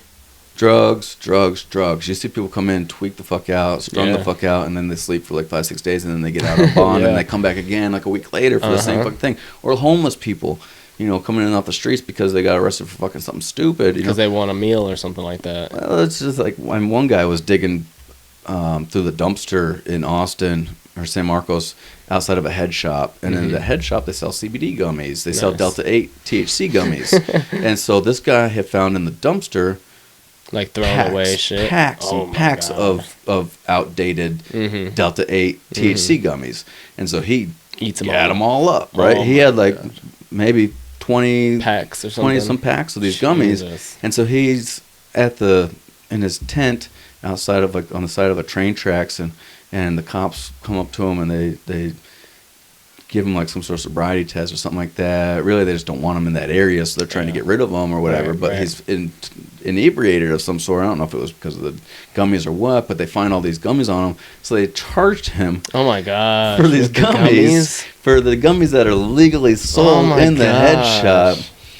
But because he had so many of these gummies, and even though it's like Delta 8 THC, right? It's not THCA or THCC or whatever. But 0.03 grams of THC per small gummy. Yeah. So they add that all together, and now you're looking at several grams of fucking THC. And so they gave him a charge of like over less than 4 grams, which is still a felony. Yeah. That's a felony? Because it's a concentrated THC. It's not flour. Oh. If you get a dab pen or wax or anything, it's a felony. It's a felony 1 Sometimes or felony 2. It seems like they're really be coming after people, man. Dude, it sucks. Yeah. So like, but what gets me is like in these jails they don't offer programs for people to keep these people from coming back in. Yeah. It's like, why not nip the fucking bud and give them some help there before, while they're there. Yeah. Kind of like what they do in the UK is, they have places to. You can go and use drugs safely, and then they'll also, give you some type of treatment to. It's even like that in Oregon, Oklahoma. Yeah, I've seen it in states like that. Those places now, like Oklahoma, you can have up to an ounce of meth. Yeah, there's like, and shrooms are now being legalized and stuff. Yeah. Oregon, heroin, PCP, meth, everything's decriminalized. Damn. You can have it and not get in trouble besides like a ticket, like a summons court for a traffic ticket. Which is like, it's like. But their crime rates are all the way down, but they got safe places for people to go and use. I don't know. But in jail, why not offer. I mean, I was in like some Del Rio, type of Bell County. Rehabilitation. Yeah, some sort of something like that. Like none of those facilities ever just offered like anything. A library or something like that. Right. Give them an actual class that they can sit down and. Or a therapist. Yeah. Like, they can talk to. They got behavioral health, but they just issue you meds. As much money as the prison system makes, you would think that they would invest some back into their systems as far as rehabilitating criminals. The county jail gets about $160 some a day per inmate. Per inmate, yeah. So you figure like how do you think they get that though? Where do you think that money comes from? 160? Is it from like the government, or is it the government somewhere? Because it's not like inmates are providing any type of. No. I mean, unless they're doing some type of labor, but most everything's of them, free in there. Yeah, most of Like them are if you're not on, in a place like that, you know. if you're a trustee, you're working for free. I Yeah. mean, some places, like if you got a misdemeanor and you become a trustee, they'll give you 3 for 1. Like you get 3 days for every 1 day you serve. So if you're in a Okay. misdemeanor for like my weapons charge was a misdemeanor class A, Mhm. which is punishable with like 180 days in jail. So for every For one day, get I three. get 3 days. Right. If I do a trustee job, so like it works, serving lunch you know. or some shit like that. Yeah, Yeah. or working in the kitchen. You know, it's Right. like 8 hours a day. Yeah, which I Yeah. mean, it makes the time go by. True. But But I just like that there's the system's faulty. yeah, I mean, there's so much that they could be doing to minimize yeah. this. And they've made movies about how bad the prison system is and how crooked it is and shit. You know. yeah, But that's another thing, man. But you got some other things going on. I mean, you had your little 512 American Muscle going on before you got arrested. Because I remember you telling me, what was the story? You tell me the cops pulling you over. They pull some shit out your bag. They was like, he was like, that's creatine or something, bro. so that was August, my first arrest ever. Okay, so that was the first one. Yeah, my first felony. Because you mentioned that story the other day. I was like, whoa. Yeah. So when I got out of the military, I wanted to. Which one was that? 2017. And that was okay. So what, like March, April? 2017. It was like August or Okay, October. so later in Later in the year. But I had spoken to my dad and Brittany before I got out. I was like, listen, I want to get out and I want to open up my own business. I want to do something for myself, for ourselves, that we don't have to work for anybody else. Yeah, something we can passive income type shit. And I was very, very passionate about the gym and that whole lifestyle, the culture that was involved in. Yeah. And so I was like, talked to my dad. I said, hey, I found a manufacturer here in Georgia that you can go to their warehouses, sit down with a rep, and they'll create a bodybuilding supplement for you. Protein, creatine. And this was in Texas or Georgia? Georgia, yeah. The manufacturer was actually in Atlanta, Georgia. Okay. So nice. I pitched the idea to my dad. I said I want to create a pre-workout. Yeah. It's a saturated market, but still, yeah. with the amount of people is now. Yeah. Right. Podcast. Look how many people have podcasts. Everybody. Yeah. But everybody has their own thing to offer. Their own niche, which is why people go to their company or their product, because it applies to their own agreements or their own needs and desires. Yeah, their own desires. Yeah. So I pitched the idea to my dad, and I said, "Hey, I want to come up with a company. I want to do a pre-workout." So you pitched it to him because he was going to be a partner or something. Silent partner. He helped fund it. Well, I think we put in total together about $7,000 between me, him, and Brittany. Yeah, for a startup. For the startup. Yeah. So my dad flew down from New York to Georgia to Atlanta, and then we went from Fort Stewart to Atlanta to meet him there. We went to the manufacturer. We sat down with the guy, and we said, and he was very helpful. He said, "Okay, well, what is it that you guys want to do? What do you want to accomplish for?" And we were like, "Well, we want to create a pre-workout. We want it to be, one of those ones that's high stim, but no crash, no jitters. I don't want you to feel like you're on crack when you take it, shaky and just bugged out and shit like that. We want it to be like a natural, clean up.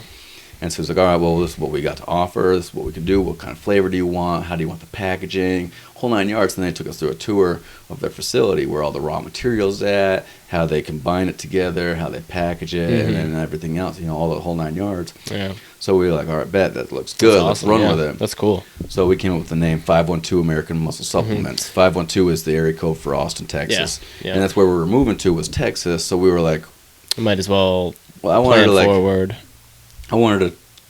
Local businesses usually get support from the area, and that's how you kind of start Austin's out. Big about that. You can always change your name. Always change your name. Yeah.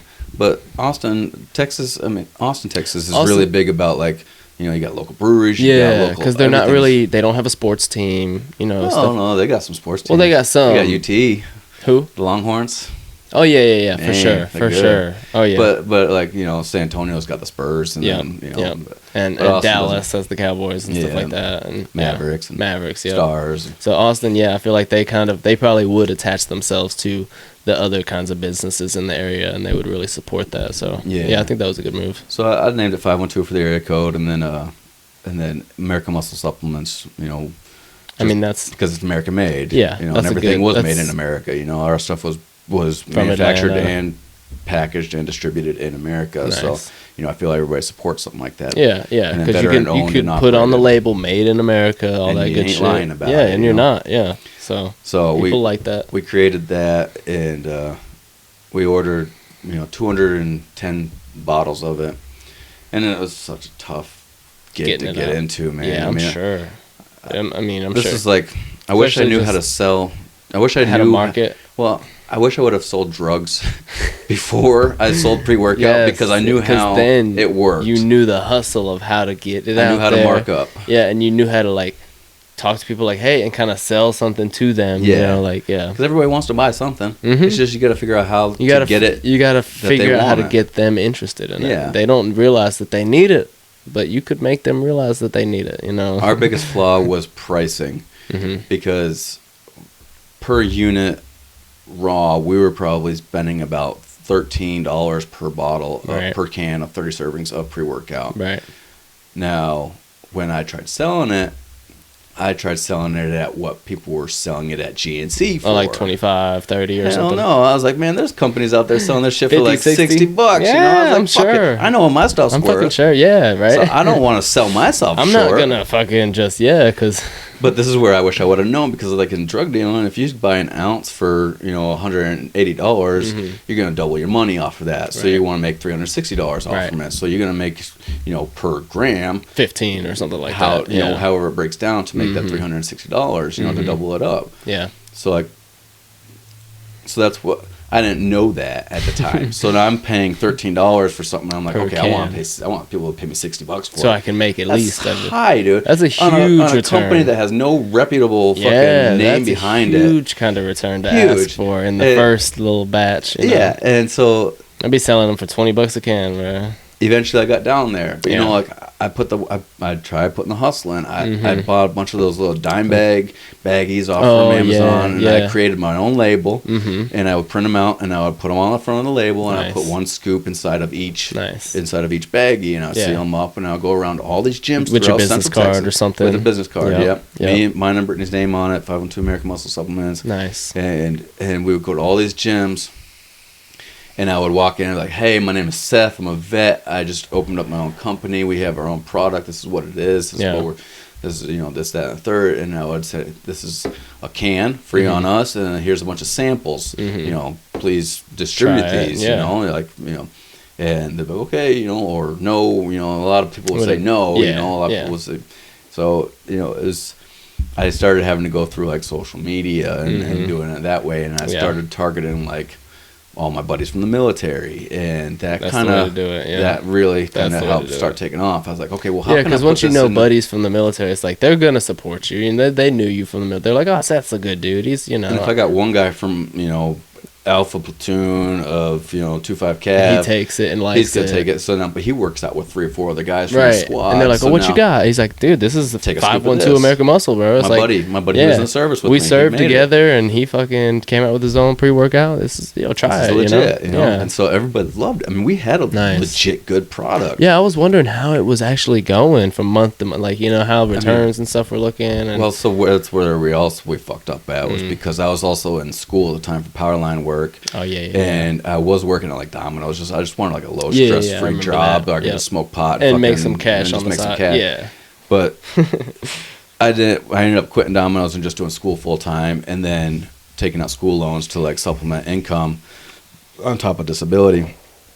But when we were selling the product, we weren't taking the money and putting it back into a pot Right, for the right. next You're putting it for the towards next like round. bills or We were something putting it like towards that. bills. Yeah, because money was just tight. you just needed it. Yeah, We needed to. Yeah. And so it was like, okay, we're fucking ourselves. And we knew we were fucking ourselves, but we couldn't do anything about it because, I mean, we could have, but it's yeah, just, it would, the time and place you were in, you couldn't handle I it. figured a lot of the money for the re-up for it would have been only like $2,500. So like, how hard could it be to get $2,500? Right, right. You could probably pull that out your ass in a Yeah. month or two, if you had to. try to, Yeah, but didn't quite work out. it didn't work out like that at all.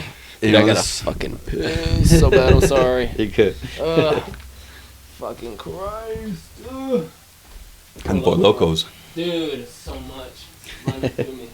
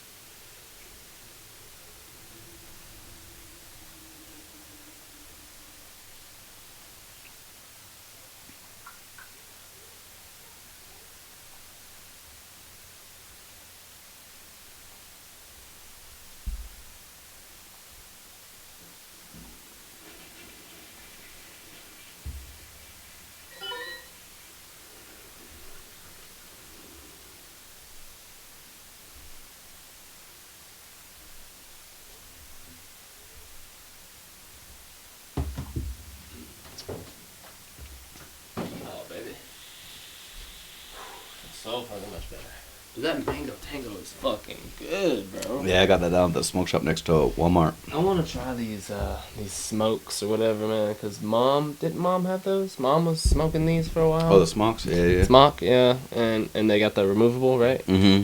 Yeah, bro. Yeah, I'm gonna have to try that. And those ones are actually pretty good. That's $13 for a pack of 3 of the tops. But they last a while. But they last for a while. They hit a lot better than the regular normal ones. I know, ones. dude. This hits really fucking good. And it fills them all the way up inside of this part here, where like the normal ones are just the tank on the bottom. Yeah. So it's only it's like you're getting double the. See, that's a lot. That's a good milliliter. Yeah. Amount right there, because I know in like this is, let's say 5 or 10 milliliters. Those are refillable? Yeah, I think it's 5 milliliters. No, they're not refillable. Oh, that's the Elf bar. Yeah. Yeah. But, yeah, these are fucking fire. Yeah. What were we talking about? 512. So. Oh, yeah.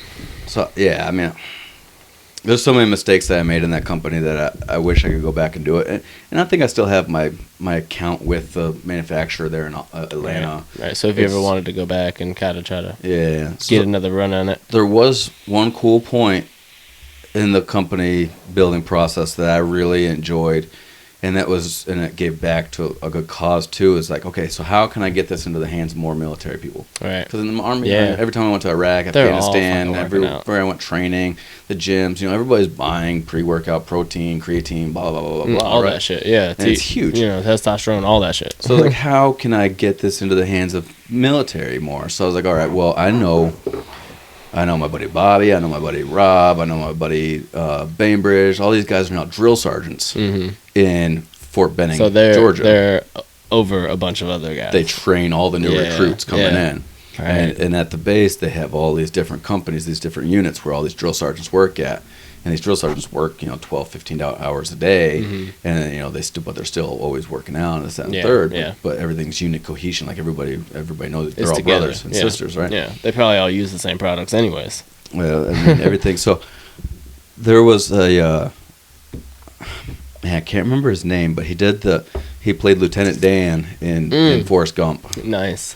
And he has a fundraiser or a foundation for veterans and their families that they do stuff for. Like, they'll build parks for kids, or they'll build like wheelchair accessible ramps for homes for vets that need them. That, and third. They give back a lot to the community. And so I said, okay, well, I want to create a fundraiser for this guy's foundation. Yeah. And in order to do that, I want to sell tickets as a raffle for the best drill sergeant company. Nice. At Fort Benning. Yeah. And so that's in Texas, right? Georgia. Benning. Georgia. It's the home of the infantry. That's the one in Huntsville? No, it's over in Columbia. Oh, okay. Yeah, western Georgia. Because Stewart's Huntsville, right? Stewart's Huntsville. Okay, yeah. Yeah. Benning's closer towards Alabama. Okay. It's almost right on the border of Alabama. Gotcha. Yeah, because Huntsville's like... They got airborne operation. They teach the airborne school there. Then the drill sergeants first. So that's why you went to airborne school? Mm-hmm. Nice. So I contacted my buddy Bobby, who I served with up in Alaska. Mm-hmm. We all went to Afghanistan and stuff together. Nice. And I said, hey, I want to create a raffle and I want your help. If I buy a roll of tickets, can I send them down to you? You sell these tickets for a donation. It doesn't matter if it's 50 cents to $100. However many tickets they want to buy, these tickets are all going to go into a raffle. You're going to keep them for me, and then on the date of the draw, I want to do a live feed, right? And all the proceeds go directly, 100% go towards this foundation. Nice. And they give back to the vets and everything like that. Nice, and then in return, I'll send a case down of the or whatever it is, one can per drill sergeant in that whole unit. Nice. So if it's like 50 drill sergeants in that unit, I'm going to send out 50 cans of it. And it's all tax write-off. It's just a bonus. Right. But the big part is, one, I'm giving back to the community, to the vets. I'm giving, it's a good cause. They're all freaking... Two, I'm getting my name out there. Mm-hmm. And then three, you're putting your product in their hand. Product in their hand. So more eyes on it, the better. I can't remember how much I sold or how much we donated. Again, this was in 2018. Yeah. But it was a great success, and that we drew the raffle, the unit won. That's awesome. And I had on my Facebook, that's now gone, but picture of all the drill sergeants with cans of our pre-workout in their hand. That's awesome. And they all loved it. Yeah. I had another buddy, Craig, who was in back and forth from like Poland and Czechoslovakia, shit like that, training all the time. And his whole squad would train together in the gym, and they all loved it. I would send him. He'd order like 3 or 4 cans at a time for like a month. Yeah. But the whole man, when you have a product like that, it has a shelf life, and it took us so long to finally get to this point to where stuff was actually moving. Right. That everything was now starting to go bad. Oh, so you had to get it all like at one time? Well, kind of speak, or we had. Is that why it was going bad? Well, yeah. I mean, we had to order like 210 cans at once. Right. So you had them all already made. Already 210 made, sitting in my house. So by the time this is all coming around and stuff, it's this like shit's going bad. This has been like 2 months now. Yeah. And so now shelf life's probably 3 months or something. Something like that. I started noticing, like, because we were using the product all the time too. Right. That it was starting to like get degrade. Colored. The color of it was starting to like, change. Yeah, okay. And then the color would change, and then the clumpiness would start to happen, and I was like, I can't sell this stuff anymore. No. So I can't give this to discontinued people. it. Yeah. We went through about 100 cans, and then it started before it started going bad. So we had to throw out 100 fucking cans of this pre-workout. Damn. So I was pretty upset about that. I was like, but you know what? It is what it is. We have a company, we have a name, we have a product. Yeah. It's not too hard to get back involved and into it. Yeah, it's all a learning curve. But then everything started to go south in life, and then I got arrested, and I was gone for 2.5 years. And then it's like hands off the business completely. Yeah. I mean, I'm still paying taxes, or not taxes. Still paying for the rights of our name, 512 American Muscle Supplements. Nice. How much is that? What is that like? Paying for rights to that? I think it's only like $100 a year, $200 a year, or something like that. I had to figure it was something like that. Like, it's all through LegalZoom is the name that we registered company that we registered our name through. I can't remember the price exactly, but I know if anybody ever wants that name, they're gonna have to pay you for it. Yeah. Yeah. I hope somebody wants the name. Right? I'll sell it to them. Take the motherfucker. 10 grand? Yours. It's yours. But I do have hopes of someday getting back involved into. I don't know. Yeah. I mean, I realize how much the Mac market's on that is bad, but I'd also know how to do everything right this time. Now that you've seen, what works and what doesn't, it's like you can just jump right into it and do it and price it better. I mean, there was a point where I was selling it buy one get one free, or I would drop it from what we were doing at like $60 a can down to like $25 a can. Yeah, I wasn't even making double my profit. I was almost making double. Doubling 26 up on would have been profit. Yeah, I was almost doing that, but I was just keeping. But like shipping was free. We didn't charge people for shipping, so we were taking a loss on a lot of different areas. But we were just trying to get it out there. Different shit just to get it in people's hands. And that's a big part of starting up a business too. It's just you're not gonna have a high profit margin off the rip. You're gonna have to take some. A lot of companies fail because they aren't able to make it past the first 2 or 3 years. Of starting up a company, that's all out of pocket. Yeah, I seen some kind of statistic. It was like, fucking 90% or some of businesses won't make it past the first year and a half or two. It's high. Yeah, it's high. It's a high big rate. percentage. Yeah, and because it is such a saturated market. Whatever you do, wherever you go, I mean, you got to kind of find your niche and fucking really market it well. Yeah, to get it out there. But I mean, shit, social media is a motherfucker these days, dude. Instagram, Facebook, Twitter, Snapchat, TikTok, like YouTube, everything. All these things are free. Yeah. It's free. I mean, if free is, you're limited to, like, who you're associated with. Right. But you can pay money, which isn't a lot. Not a lot. To get it out to, like, thousands within your area or a targeted area. Yeah, if I want to go onto Facebook and sell something on Facebook, like set up ads, like like if I set up a business account and I put an ad, then I can target like New York City specifically. And if you know what New York City likes, they might just they're gonna jump on it. And you pay X amount of money per either like it's a day or month, but they run your ad every day to so many thousands of people or and millions of people see that shit, and they all see it. So I mean, you pay, but not out your ass. Like, you're not buying a billboard for as many views and eyes as you get seen on your logo, product, whatever. It's worth it, I think, because I've seen some like ad analytics and stuff like that. And it's like, I'd fucking pay that. I Yeah. think I would pay that to get my name out there. But you know, if I was out there struggling, like, or trying to, grinding, trying to make it. I think with the company though, I think I kind of want to let it die. I ain't Really? gonna lie. Yeah. I think it's just, I personally enjoy using steroids. Yeah. I was going to ask you about, that's another question I got written down too. And steroids is such a great area in the legality of the world. Like, Yeah. cops use them, fucking probation officers use them. Dude, it's rampant. Judges, everybody Rampant. uses them. Rampant nowadays, bro. But so it's like they are a scheduled class illegal drug, but since everybody uses them, or like a lot of people uses them, they Some don't. people don't really look, they they're look the not- other way for it. you know? Yeah. There's okay. They're not you going got to treat it steroids. like it's meth, like, or something, Right. They're not out there. They're not I right. have heard of people in the federal system for having like sale of distribution of, Right. but they're running labs. If they're creating if they're the stuff big in their time basement, and you know, like they're the plug. Yeah, Yeah. that's different.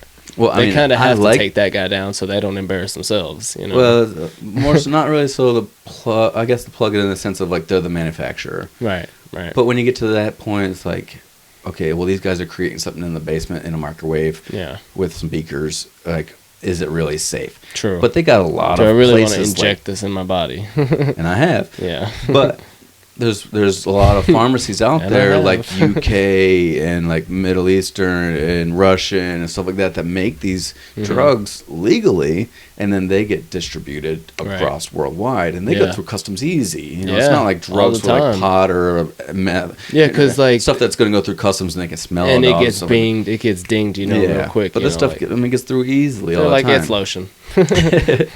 So it's a lot less frowned upon, but there's so much fucking money in it to be Yeah. made. Like, you can buy a vial, 10 milliliters, which if you do 1 mil a day, or no, sorry, 1 mil twice a week, so 2 mils Like a week. if you're on a cycle or something. If you're on a like cycle that. for 15 Yeah. weeks, one bottle of test, 2 mils a week is going to last you five weeks. Right. So 15 weeks for 3 bottles. 3 bottles for your whole cycle. So you're paying yourself anywhere from like, $10 to $30 a bottle. And you're Right. turning around and selling it for like $50 to $100 Okay, a bottle. okay. You're making a huge return on it. Yeah. But everything's Significant. staggered, so it's like, one cycle lasts 15 weeks. Right, Okay, then but they're so off like the you got cycle. one person that's going to run 15 weeks, but they're going to buy it all at once. Yeah. So they're paying anywhere from like $500 to $1,500 Just at one one time. Yeah. But if you get 10 people doing that, they're not going to run their cycle at the same time. Yeah, they're all going to be You're fluctuating. making $1,500 a week. Yeah, yeah. Per one person. Yeah, or So per it's just- per 3 people, they're one of them's gonna be on their cycle every. Yeah, if you get 4 So- people, one of them buys 1 week, another buys the other week, and you're just theoretically Yeah, speaking, you're making, 15 times 4, you're making $6,000 a month. Easy. Easy. And Easy. it's nothing but dropping it in the mail and fucking Yep. sending it And to then them. while they're all on their cycle, you're out there looking for other people to get on cycle. Yeah, I've been looking into it, dude. I've been thinking about fucking around with it, but I don't know. My plug up in Chicago, he said he had a guy, he called him up, his guy called him up one night and said, "Hey, I got a problem." He's like, what's going on? He's like, "I just don't know what to do, man." He's like, "Well, tell me. Yeah. I'm getting kind of nervous here. What's going on?" He's like, Tell me something. "I got to get a bigger safe, dude." He's like, "What? He's like, What? I ain't got no more place to put this money, dude." Oh my god. Sent him a picture of it, and it was like a gun safe, like one of the tall floor to The ceiling tall ones. Oh my god. Bam, bills, my stacks. gosh. He had over like $300,000 just fucking Sheesh. stacked up. Fucking A. I mean, maybe it wasn't that tall, but I mean, he said it was just out of room. He didn't But have no more room head for to it. toe, And it was just, he's like down in Miami, so it was like muscle, Yeah. all the celebrities. bunch of I mean, Miami's never sleeps. Big bro. time, dude. Miami And never so sleeps. He's like, I gotta figure out something. But you're buying cases full of Test and Trent. I mean, it's good money, and I love I heard it. Trend's I'm like on a the cycle hard right shit, now. bro. I heard Trend's like the heroin of steroids. Dude, I love Trent. I don't like heroin, but I love Trent. They are comparable in that way. That's the big daddy of them all. Yeah, that's what I've heard, bro. Because I got a couple boys that I used to work with and shit that cycle. They do their thing with it, and like, man, if I could put on 20 pounds, I'd be a monster, bro. Like, Yeah. I would love to, put on some weight. It's so hard, man. I burn so many calories at work, and That's why I you need Deca. Deca helps put on weight. Yeah. You know, all these steroids though is like, okay, so all these steroids are created for a medical purpose. Yeah. They were never created for bodybuilding. Mm-hmm. Originally the only compound made for bodybuilding was D-ball, Dianabol. Mm-hmm. And that was created because I want to say, if I'm correct, at some point we were in like an Olympics game against like Russia, and we were getting our fucking asses handed to And we us. all took Deca. Yeah, fucking. Well, D-ball. D-ball, yeah. So we were getting our asses handed to us. So they were like, we need to come up with something to get our boys on point. We can't take this L.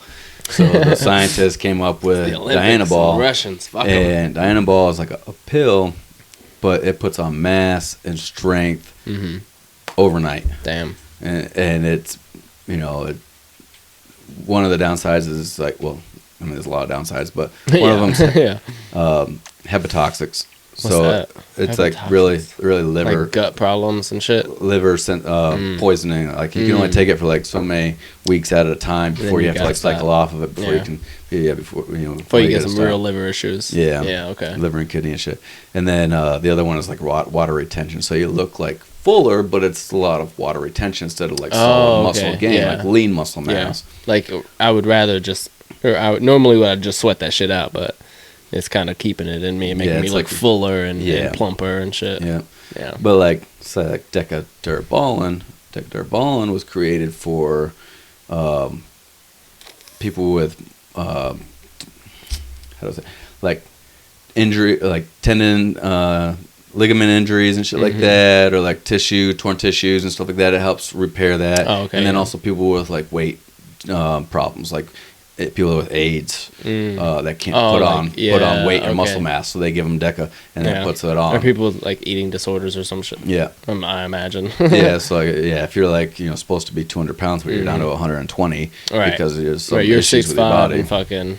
Then they put you on something like that, But a lot of people like it because it's like a youth drug. Because with Deca, like if you take it and you got a lot of like back problems or like knee problems from like tennis elbow, it'll like really help. It regenerates like growth of those tissues and shit like that. Nice. So it makes you feel like you're back to like 18 again. Yeah. You got no pain in your elbows, no pain in your back, no pain in your knees, but you can put on some good weight throughout the whole time that you're on it. That sounds like a dream, bro. That sounds like a dream jug.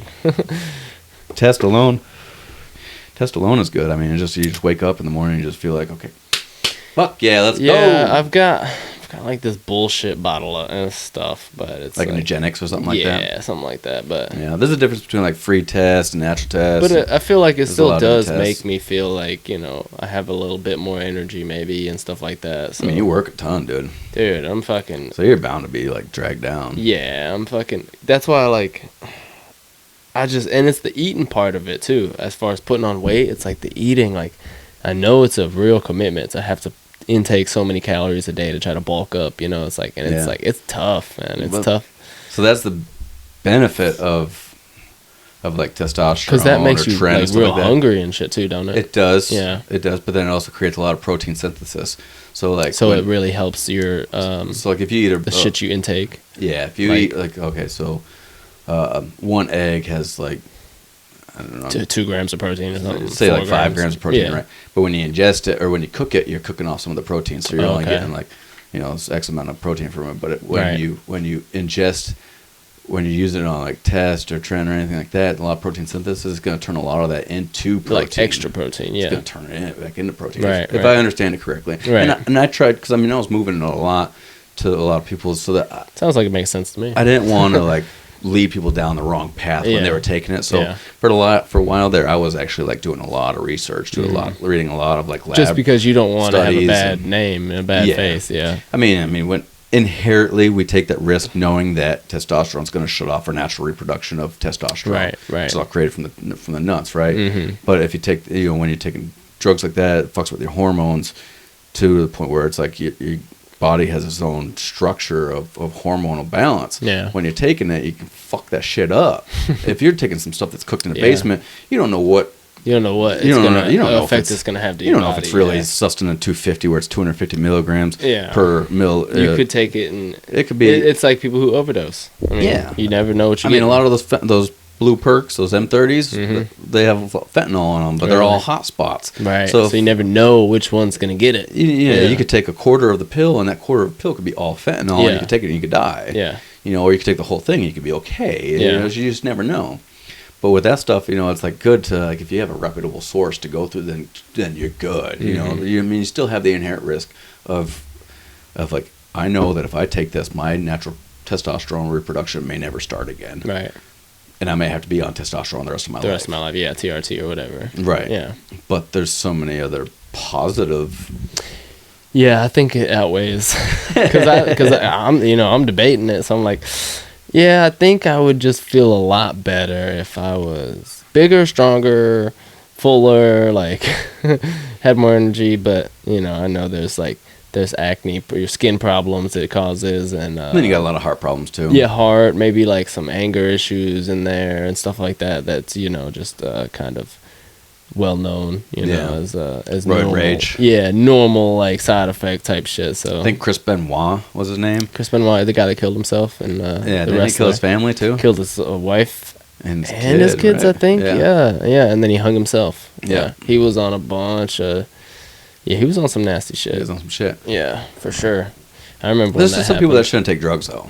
I mean, point blank. Yeah, true that. Some people, some people are productive. Some people can't handle this shit. Right. I mean, I look at there's a lot of people. I mean, like you, for instance, have never really been in the legal system. No, but you've spent a good portion of your teenage years. I've had doing your fair share, like hustling, and drugging, experimenting, and things like that. Yeah, definitely. But you've always been the type of person that's like, okay, well, I know I can't.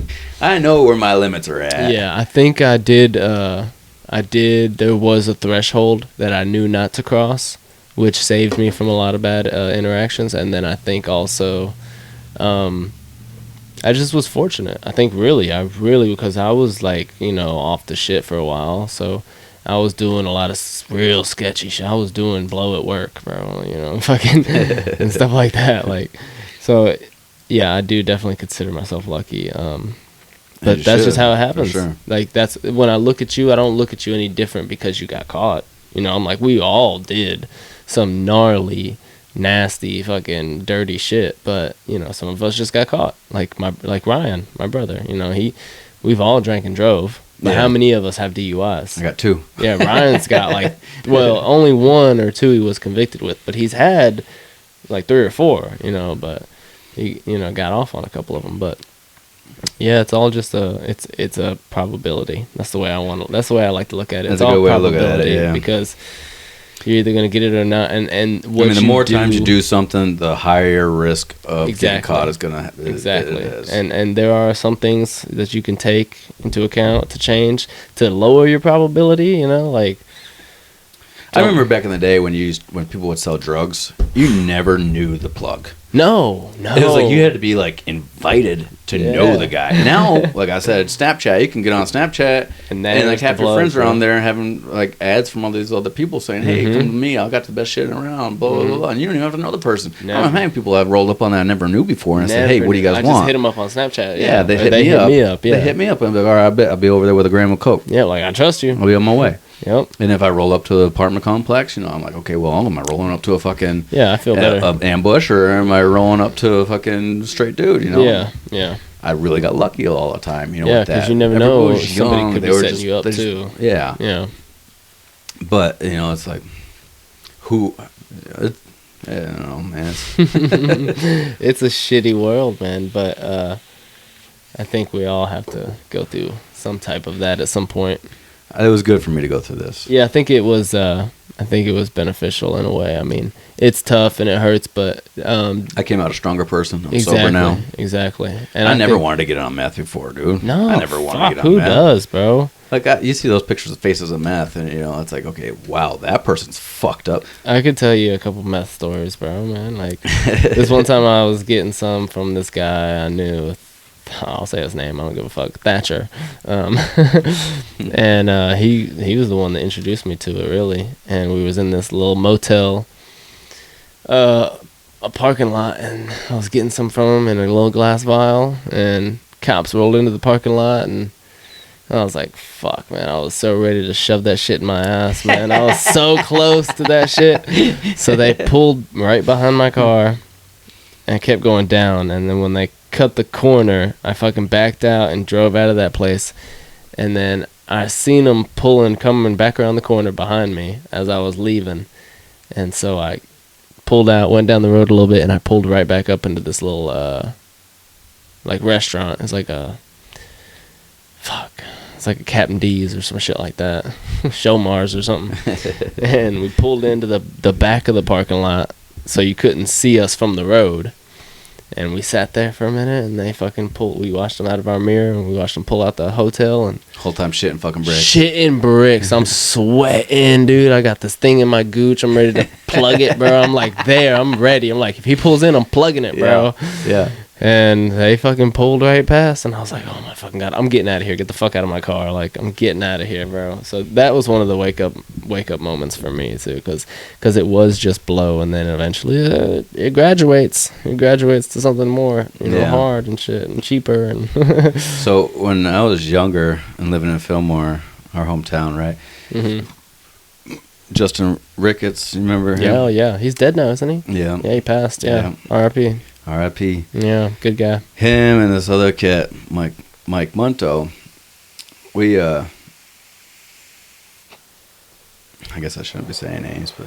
Well, yeah, I mean, this is my rule. Unless you're gonna shit on them, like, I think it's okay to say names. If you're gonna shit on them in a story or something, maybe change their name. Yeah. But if you're being respectful and things like that, most people, saying their name, I don't think is a big deal. I ain't trying to shit on nobody. Yeah, me either, so. But for legal purposes, I mean, right. But everything, it's all in the past. They can't condemn us for something that's already happened. Exactly. They have no proof of it. Exactly. But who's gonna I'll watch just change this? the names anyways. Who's so gonna watch this? I hope lots of people, man. I know, me too. Eventually. So these two kids, right? I mean, we were in Fillmore and we were drinking. We had back in the day, they used to have this thing called Sparks. Oh, I remember Sparks. Sparks, right? I remember my the black uncles ones and shit the orange drinking. ones. Yep, the black cherry or whatever it was. Yeah, well, they look like a battery.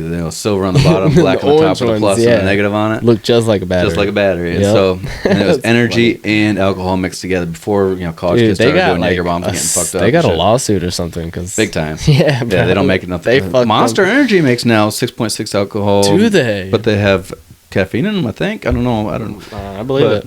So back then, right? Yeah.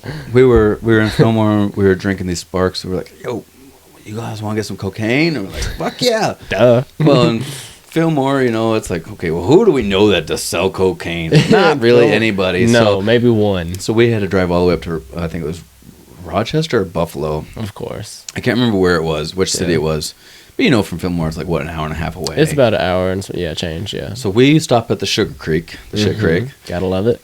And we buy a flat rack, a 24-pack of these Sparks. Oh, God. Might have been a 12-pack.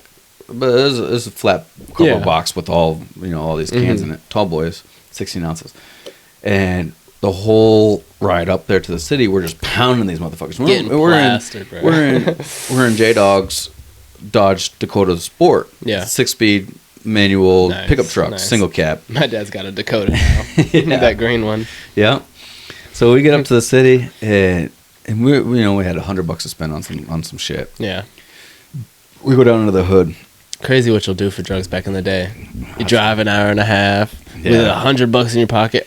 I walked miles with $5 in my pocket for a blunt of Reggie when I was a kid. Some Mexican dirt weed. Yeah, some brick shit when I was a kid. Walked down train tracks for 2 hours. More seeds than fucking bud. And dude. But anyway. I know those train tracks. Yeah. But so you go to Rochester, we Buffalo. We get up to the city and we get down into the hood and we roll up to the first black person we've seen. Yep.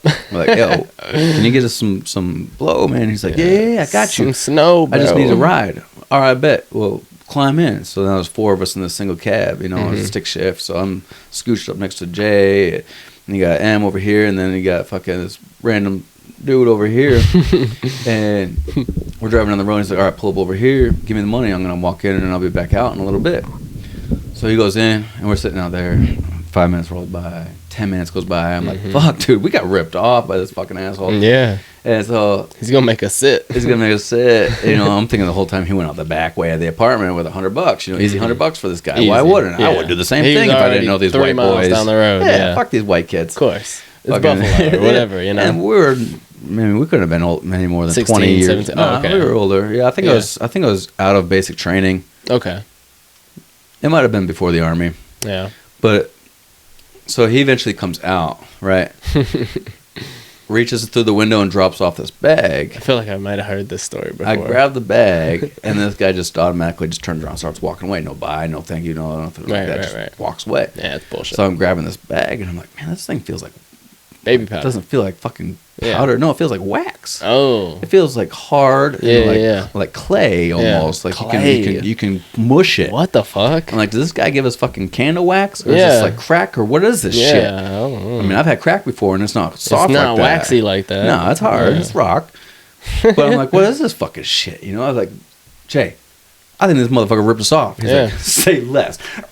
So I mentioned fucking second. Skips first, goes right to second, and peels off, man. He's like, we're gonna kill this motherfucker. Oh my God. He starts taking off down this road, man. And we're in the city. Yeah. We're in the city, downtown, fucking Rock or fucking Buffalo somewhere. I can't remember where, but we're on the sidewalk now. In the car.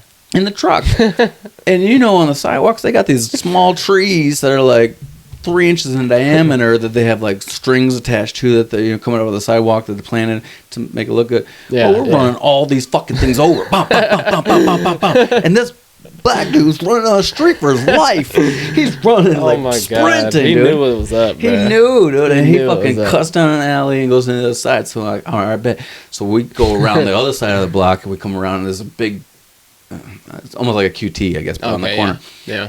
And it's just nothing but fucking hoods hanging around, man. It's dark as fuck, right? And A lot of foot traffic and shit. they're just all hanging out outside, like it's yeah. a party spot. Right. And One of so- those gas stations. Yeah, so I we know park the those. truck on the side of the road. We jump out and we run inside the gas station, and we're looking for. Hey, y'all seen this motherfucker?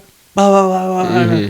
And nope, nothing. So like, Of course. all right. So we walk outside and we see cops Damn. parked right behind the truck. We look at the Damn, truck. bruh. We look at the truck, and the whole front end of the grill and the bumper is in the V. Yeah, from hitting all this shit. The radiator is pushed back into the It's like engine. smoking and shit. Oh, dude, it's destroyed. It's demolished. I don't know how Oh we made my it that God. far without the truck seizing up. No because the shit. whole thing is just crushed. Like, I mean, that's a steel body truck. And Yeah, it's fucked. it takes a lot. It's to- fucked. to crush that motherfucker. We knocked over and shredded several fucking trees in the city. That's gonna leave a trying mark. to kill this guy. That's gonna leave a mark. Like, I don't know what Jade was thinking about. Like, he was going to run him over. He was going to kill this cat. He did not care. give a fuck. And so I'm in possession of this shit, right? Mhm. And the cops were like, whose truck is this? And Jay's like, it's mine. Yeah. It's right here. All right. The shameful. Cuff. Uh-huh. Put him in a cuffs. Like, well, we can't just leave you guys here. Do you guys got a ride, or what can we do? And we're like, I mean, we can get a ride. And like, all right, well, we're gonna have to bring you down to the station, and then just release you from there. We're not gonna arrest you, Right. but you just jump in the car, and we'll give you a ride, and then you guys can pick him up from the station. fair. That way, you can bond your buddy out, or Even whatever though you you guys didn't want really to do anything, but Right. So we jump in the back seat of this car. Just the one car. They didn't call for backup or anything. It's just one pig. So it was like 3 of y'all. 3 of us in the back seat. So Justin's over on the far left side, cuffed up. M's in the middle. I'm on the right side. What town were y'all in? We had to have been in. I mean, we were downtown Martin Luther King Jr. Okay, Boulevard type that's, shit. That's right. You said right that, in the like hood. Buffalo or Rochester, one of the two. We were down. I mean, I've heard like 4th Ward, 1st Ward, stuff like that in Buffalo. I don't know what that all is. Yeah, I don't know what that. I think it's just like how they section out their schools and stuff too. Yeah. So we were in one of those areas. I mean, it was predominantly black Yeah. and Hispanic, but I've never been to Buffalo and not seen a lot of black people. Right. Buffalo is it's like that. I remember we went to the museum one time with my dad, me, Ryan, and my dad. And we went to the gas station. Dad got cigarettes or something, and this random guy outside of the gas station offered my dad some crack right in front of us, bro, right in front of the gas station. I'm like, Jesus. no shame. Dad was like, no, I don't know. I'm not into that, man. And Yeah. it's like, all right. And he looked at us when he got back in the truck. He's like, you know what that fucker just asked me, man? Asked me if I wanted some crack or cocaine. I'm like, damn. That's what he was like right in front of us in the truck. I'm like, damn. I love you guys' dad, man. He's a good man. He's a great dude. Yeah, he is. So, what we got? 12:51. Yeah. Not bad. Not bad. So we're all sitting in the back of the cop car now, and the cop's like taking care of some paperwork or something like that. I'm like, I lean over. I'm like, bro. Guys, I still got this drugs, man. Yeah.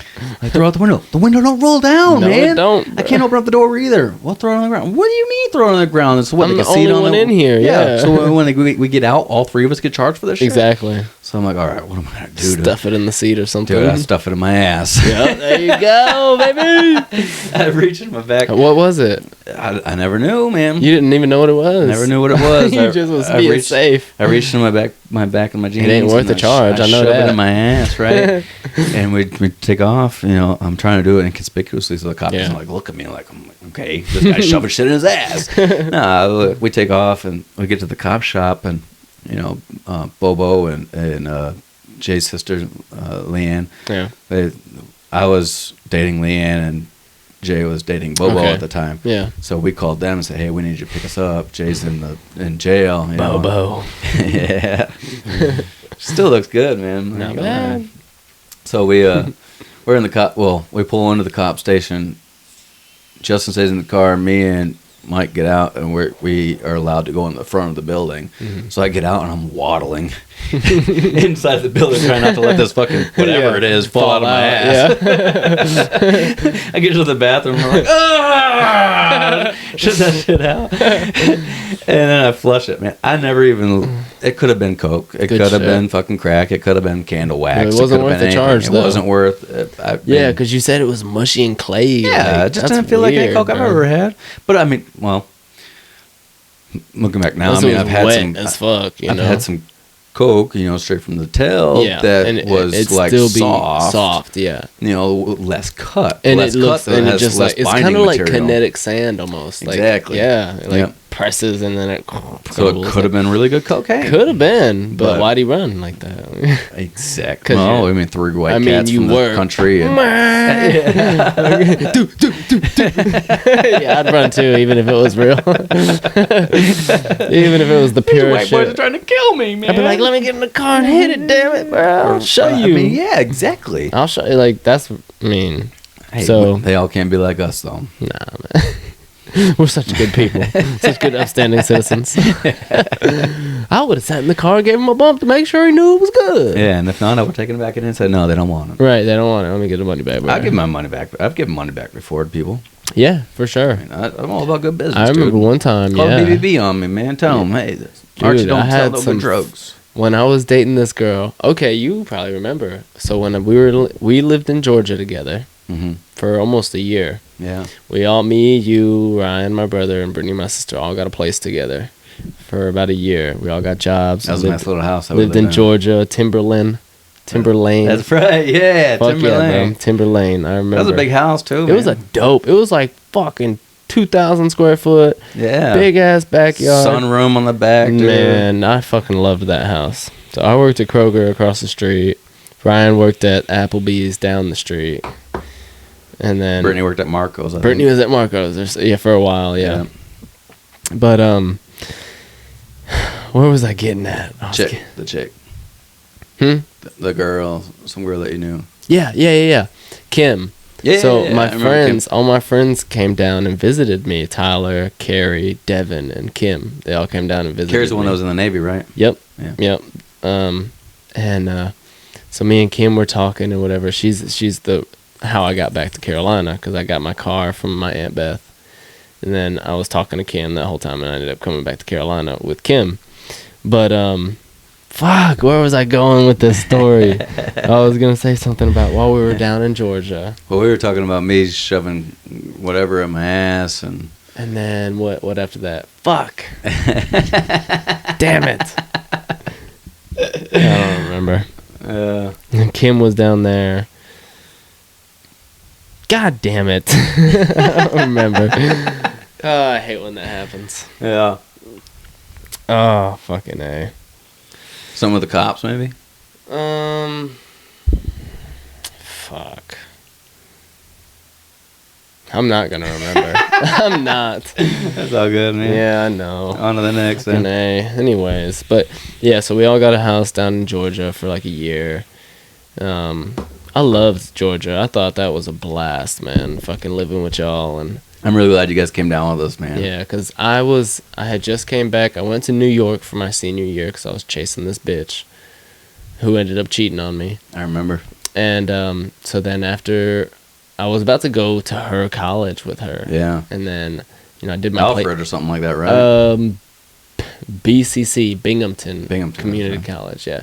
And I did my placement test and everything, and then found out she was messing around, and I was like, I'm going back to Carolina. Fuck this. There's nothing for me. Dad wanted me to be an electrician like him, but I was like, no, I don't think so. Carolina's where I'm supposed to be. So much more opportunity, so much more stuff going on down here. So. Yeah, Fillmore's trash. Fillmore is like, if you want a good career, you gotta travel. If you want to raise kids, it's a great place. Yeah. If you want a career, and you want to make decent money, you're gonna drive an hour. Unless you can do something inside of Fillmore. I mean, RG&E is probably about the most respectable thing that's popping in Fillmore. For how much can you really make at that company anyways? As a lineman, you can make quite a bit. I mean, respectable amount, yes. You're working your ass I'm off. not knocking anybody for, but... Yeah, but that's about the only thing going. Other than that, that's the top, and that's only one industry. That's the top of the line, so... It's the only industry. Mm-hmm. Is, trade work. School. Mm-hmm. But, yeah, fucking... Moved back down to North Carolina. Came back to Carolina. I was here for a couple months doing bullshit, working at fast food or whatever. And then Brittany was like, hey, do you and Ryan want to move with me and Seth to Georgia? And I was like, yeah, that sounds fucking lit. Let's do it, bro. Hell yeah. So we all went down there, got jobs, fucking balled out. Tybee Island every weekend. I think I remember what I was going with that, but I used to always have to be DD for you guys. That was the worst. I was like 19, and Ryan was 22. Y'all were, of course, grown. It's like I was DD, and we went out every weekend drinking. And DD was terrible because we tried to. Ryan and Savannah's the type of city where you can get away with some drinking and shit. Yeah, like true. That, but Ryan and Brittany used to argue so bad, bro. Brittany used to crash on Ryan so hard. You cry, baby, blah blah blah blah blah. And I'm like, Brittany, shut the fuck up, like. Yeah. Shut up! You fucking hurting the kids' feelings, bro. But yeah, I had a blast in Georgia. Yeah, you remember when we were coming off the interstate and yes, Brittany and Ryan were getting into it, and we were with my buddy Pat, sheriff from Fillmore Forestville, New York. Yep. And Brittany jumps out the car window as we come to the stoplight, and she starts jogging away like, I'm leaving, fuck this. Yeah. And I'm like, no. So I jump out and I grab her and I pick her up over my shoulder, and all of a sudden I hear off duty. Yeah, well, he didn't acknowledge the fact that he was a cop. I remember, he just cocks his fucking Glock and was like, get the fuck on the ground. Yeah, get the fuck on the ground. Who whoa. He's in like a button-up t-shirt and like some fat dress motherfucker, pants. man. I'm like, who the fuck is this guy? Straight pig. Like, I was like, fuck you, dude. I ain't Driving getting on the fucking Malibu ground. or something, bro. Yeah, he's like, I'm a fucking cop. I'm like, well, maybe you should fucking say something next time. I remember that, bro. And Brittany's like, fucking eat some donuts, you fat motherfucking she pig. Was wildin'. And then she comes back. Did you hear what I said to him? I told his ass to eat some donuts. Blah blah blah blah. I'm like, Brittany, shut the. That was the next she got day. arrested. Yeah. Because we had to go back. Because we got off. She was the one that got arrested. Yeah. She went running out the car. And then I remember we went back to Sunnyside. What was it? Oh, man. It was Happy Acres. Happy Acres in Hinesville, Georgia, baby. Too. I was going to say something about that place. With the colorful trailers. It looked like the Easter Bunny came over there and just ejaculated all over every trailer. There was like pink, 500 trailers in that. Yeah, bro. Everything's pastel. Everything, dude. Every trailer is a different color.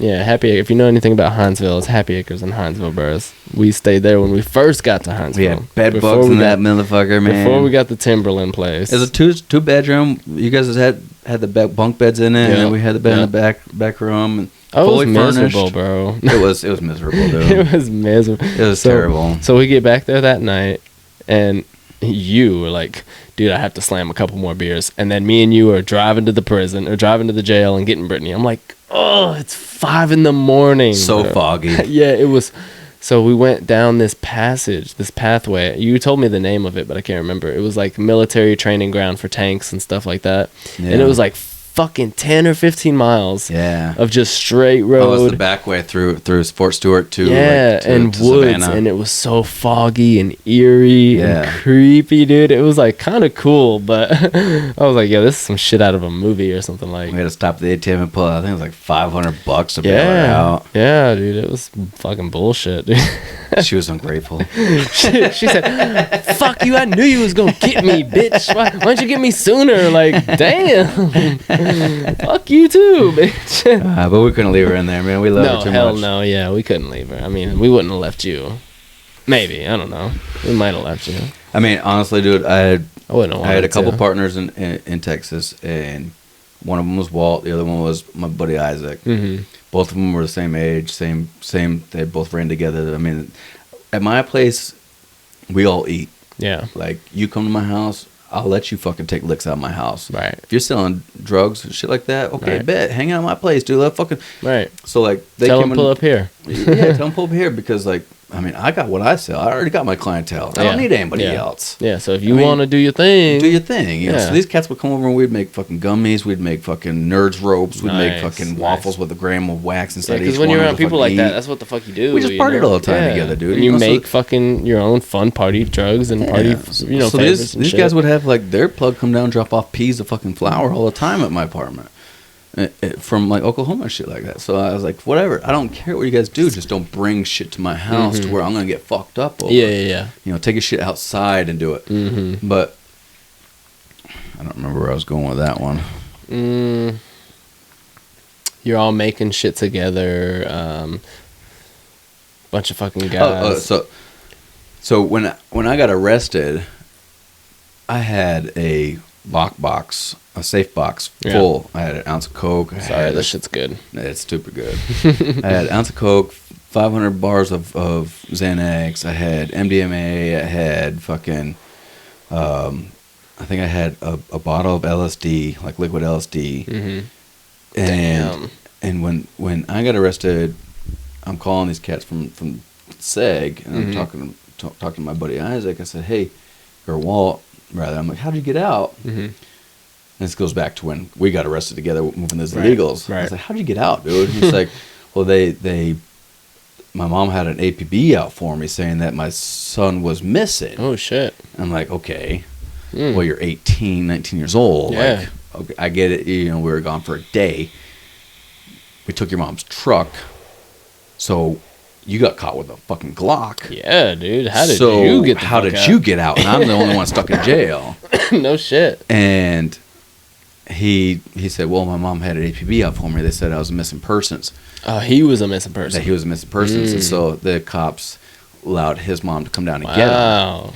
Because he's probably so young, too. I mean, I don't know. He's of age. He's of age, though. Yeah, I wouldn't imagine. So I'm thinking, I would let her do that. I was like, well, this cat rolled on me. Yeah, had to. He had a loaded That's what pistol. I would assume, too. Yeah. Loaded pistol. We have illegals in the back. So he should have the same federal charge as I had. He's rolling. He was rolling. Yeah. And then further down the line, I found out that he got arrested again.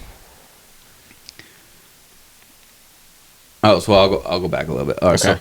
So when I got arrested, you know, my dad comes down from New York to move my stuff out of my apartment because I got arrested and I wasn't getting out, and so now I'm getting evicted out of my apartment. I got all my shit in there, a lot of sentimental stuff from like my brother when he passed away. Right. Fuel tank that had his picture painted on it and everything and stuff like that. Yeah. Paintings and all this stuff. So my dad comes out and moves all my stuff out. Well, while he's doing that, these cats, I gave them a key to my apartment before I ever got arrested. So wait, which guys did you give the key to? Isaac and Walt. Okay, these two young cats that were always at my house. Always at my house. They're like your little apprentices or something. Yeah. I mean, we fed off from each other. Mm-hmm. You know, if they had people that wanted Coke, they'd give them to me. Right. If I had people that wanted like high-end flour, I'd give them to them. Right. You know, or I'd buy the flour from them and give it to them. Right. So we always helped each other out. We always made sure business associates at minimum. Yep. And so when I got arrested, I said, hey, I got a lockbox. Here's the key. It's here. Take this shit.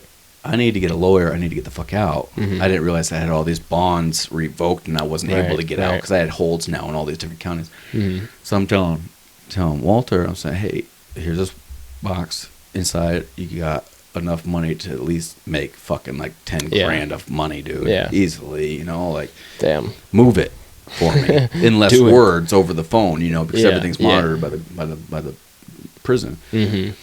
And so his mom knows people, he knows people. I mean, he's plugged in all over the place. So he takes my box. They start moving it. He starts putting money on my account. Nice. $100 here, $100 there. Mm-hmm. Then all of a sudden, I hear that he gets arrested again. Damn. He just re-upped. Yeah. DMT carts, A bunch of shit. carts, wax, flour, LSD, caps like mushrooms, Bunch of shit. right? And he gets pulled over. Oh. And I'm hearing this third party because when he got pulled over, he was on the phone with our buddy Ty. Yeah. Ty was on the phone with him the whole time. He put the phone down and did all this shit, right? And so Ty's on the phone with him, hearing everything. Yeah. And I'm talking to Ty afterwards, saying, okay, well, what happened? Right. And so he's telling me, he said, well, when he put the phone down, the cop said, hey, can I get your ID? And so he gives him his ID, and then all of a sudden he said, hey, I gotta go. Puts it in fucking drive and then peels off. Damn. So he's taking off, and he fucking starts throwing all the shit out the window.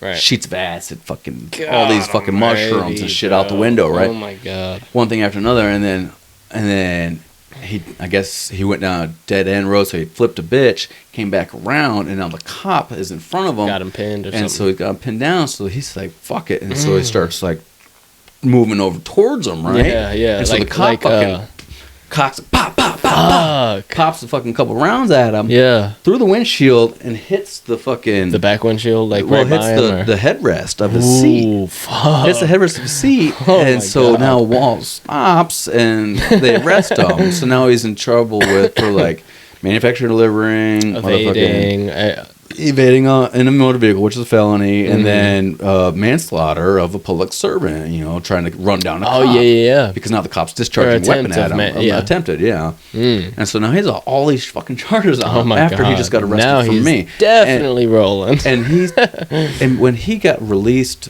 when I talked to him after he got released from Del Rio area, and I said, hey, just be on the know that if they released you, they might be just watching you. Yeah, so don't get pulled over. Stop what you're doing now. Yeah. Stop everything you're doing and just fucking leave it. Because when they let you out like that, that's exactly what they're doing. They're probably waiting to fucking catch you to for try something. to get you with some more shit. And so when he heard that, and then he was doing what he was doing, he said, fuck it, I'm out of here, and took off. Yeah. And so now he's got all these charges pending. So he got arrested in Bell County. And so now when he's in Bell County, he has a $250,000 bond. Damn. And so he bonds out 5 days later, cash. Oh my god. And now I'm like, okay, how did you do that? Yeah. Well, prior to him getting arrested, I had my car, all my personal belongings, a lot of them. What car did you have at the time? It was just a shitty little Honda Fit that I bought for cash. And, but my dad put a lot of like my clothes and my bedding and stuff inside the back of that truck, car, and I had like subs and shit like that. Well, before he got arrested, these kids had my key to my apartment. Well, they went in and Walt like pilfered all my shit out of there. I had a brand new navigation system that I bought for my car that I was going to install. It was like $500 for that. I had some badass oil paintings that this chick painted for me. One was of Rick. From Rick and Morty? Yeah, smoking all oil paintings that were black and black light reflective. Oh yeah. So like one's Rick smoking a bong with Morty's face melting as the bowl part of it, melting off as Rick's face. And the other one's of Rick giving the middle finger, but it's got like all these weed flowers and stuff like that, all black light sentences. So when you put a black light on, it's all glow in the dark. It's like popping, and it's like once in a lifetime paintings. And this chick did a really fucking good job, and she gave them to me for a half a gram of coke. Damn. So what a steal. He takes one. He takes my scales. He takes my fucking all my shit. I had a pound of grass in the freezer. He takes that. God. Steals everything from me. I had a rug. I love this rug. It was like fucking $300-$400 rug. He steals that. He steals all the shit on my apartment. Takes it to his house, right? Well, this is which one is this? The Mexican kid, Walt. Okay. Walt. Yeah. So I asked him over the phone. I was like, "Hey, my dad's gonna be there. Can you move my car? Because we're in front of my apartment every first of the month or last of the month. So I can't remember what they check do your tags or something. No, they do like a block, almost like a flea market, but it's like all these vendors set up and stuff like that. Oh, in the parking lot. So they block off this whole block, and if your car's parked there, they tow it. Damn. So I said, hey, I need you to move my car so it doesn't get towed. Move it to the back parking lot. So he moved to the back parking lot. So then I called him the next week. I said, hey, move my car because I don't want all my shit's in there. Yeah. Can you move it to your house? I'll come pick it up when I get out. Yeah. I don't know how long I'm going to be in here for. It can't be that long, blah, blah, blah. And he's like, yeah, I got you. So he moved it to his grandmother's house. Well, then he gets arrested. Then I hear that he gets out from a $250,000 bond. 10%. That's crazy. Usually in Bell County, County, that's $25,000 to get out. $25,000. Yeah. Well, yeah. Well, that's what he did. Yeah. It's cash. Jesus. Come to find out, he sold my car. He took everything out of the car and burnt it in his yard like some female fucking shit. Like on some petty shit. Some bro. petty shit. Like we were breaking up or something. Like I'm like, what the fuck? I'll never fucking think about you again. Forget you, man. What the fuck? But and then they put a green light out on me in all of Bell County. Like if you guys see Seth, if you see him out, beat his ass, and we'll pay you. Oh, like that type of green light. Like beat me up, like kill me, type shit. Yeah. And so the only way I'm thinking is like maybe because we took his mom's truck that night, and that's how when her truck got impounded. That he lied to her and said that I made him take him down there. Yeah. Like flip the whole typical script on 19-year-old kid, bro. Like, couldn't fucking handle it. Couldn't handle the gravity of the situation. And then he gets arrested, and then gets arrested again, and now he's flipping again on it, and he's been arrested again since then. So I'm like, okay, well, this kid's going to prison for a good amount of time. Yeah. Fuck him. And I was hoping I was running into him when I was in jail, but I never seen him because we're always in different areas. But yeah, so I mean, I was like, that kid fucked my shit, dude. Up, yeah, dude. Holy shit. Fuck Walt. Fuck Walt. Walt's a bitch, man. I think we got way off track on that on that one. I don't remember where we were at. But. I don't either.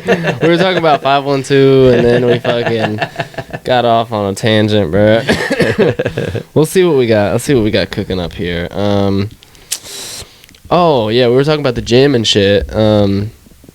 Do you have any goals? Because I know like you used to be really passionate about the gym. You was always in the gym, fucking doing your little thing in there. Do you have any gym goals that you want to hit? Yeah, man, definitely. Because I know you were just in the gym this morning, right? Yeah. You had Jim O. Shout out to Jim O. Jim O. Well, that's where my son's going to MMA class. Yeah, that's what's up. Is that you don't go there to not to work out? No, I go over to Ranlo.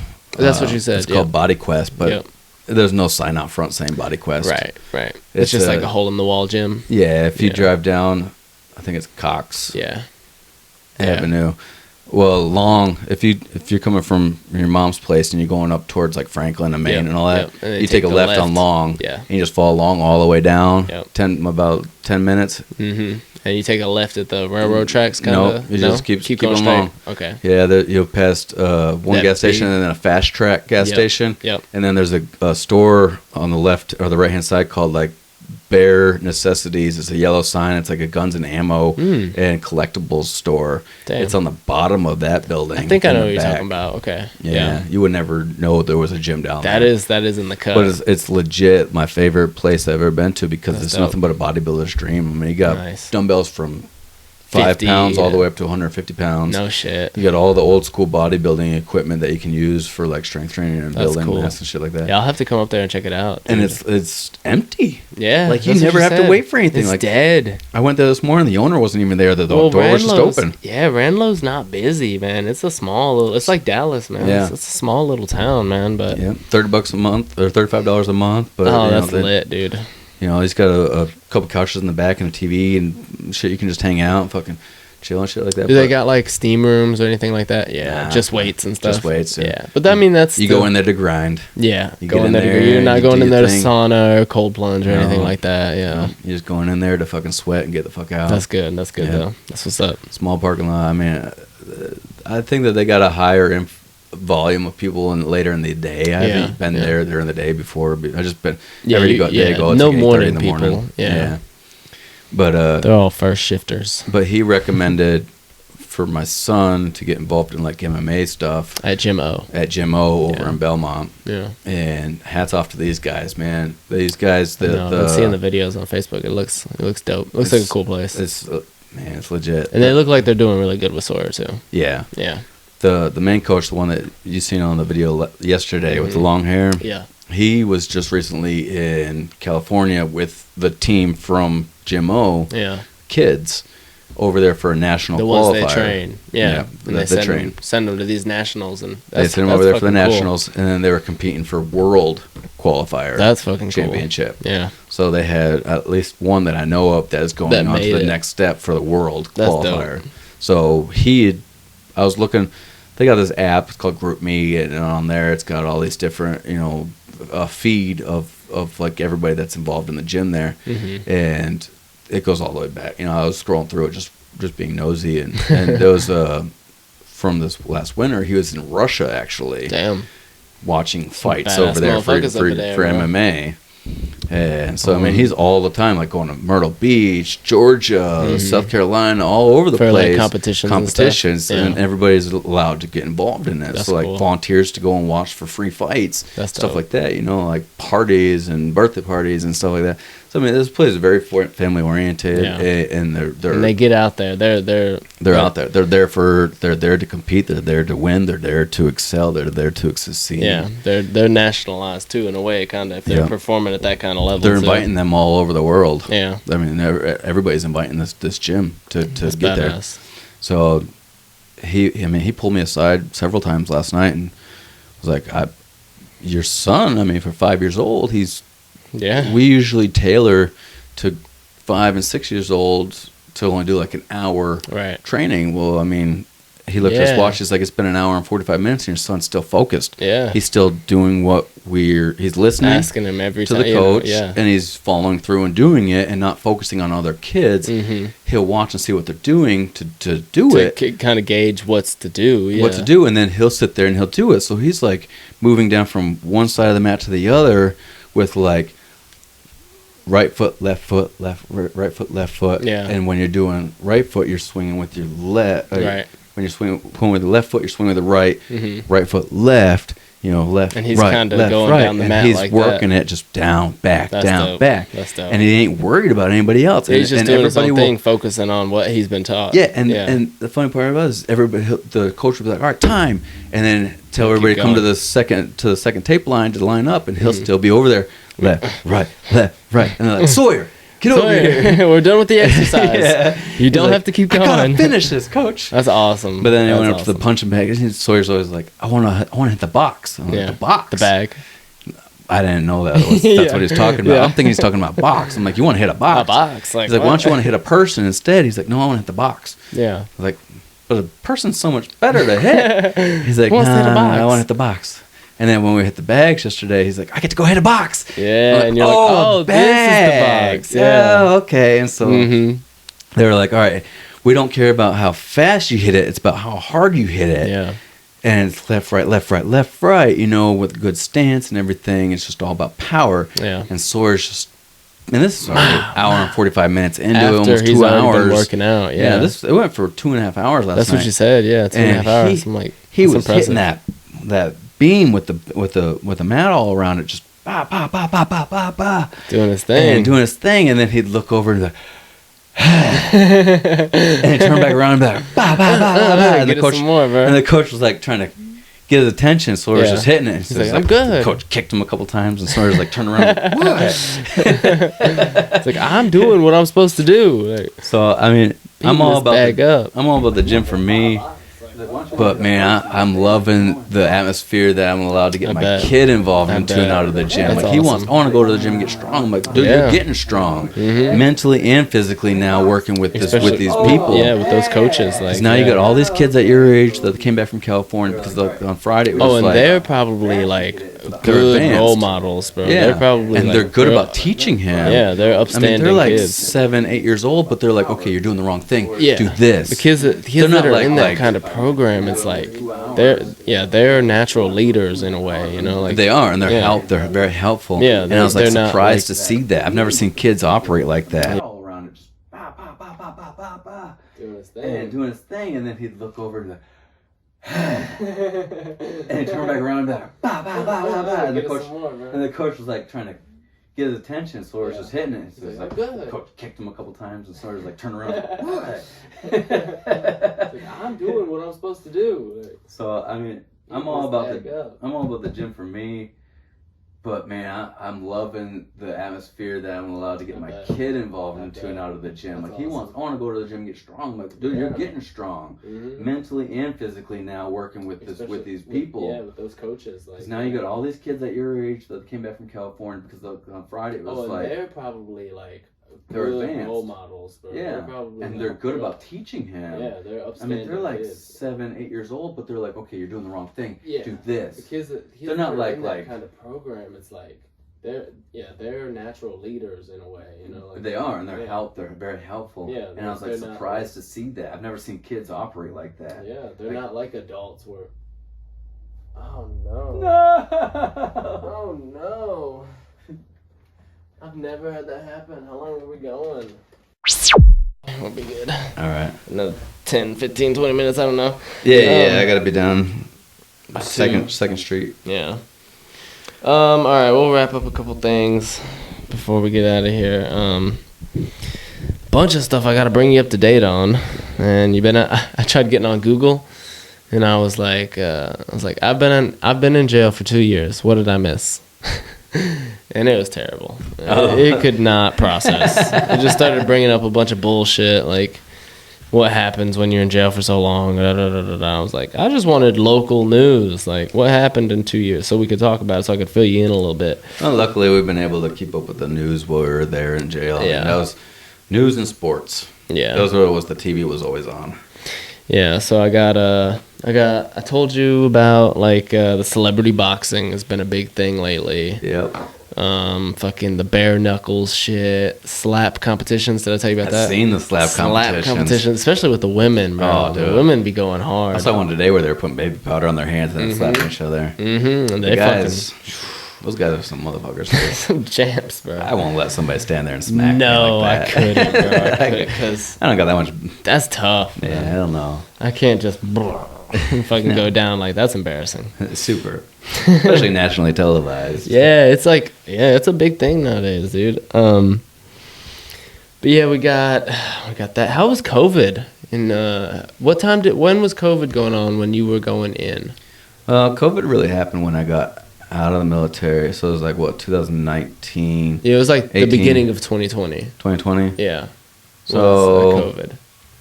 In 2020, I got arrested in like August 2020, and they gave me that PR bond for that manufacturing deliverance charge.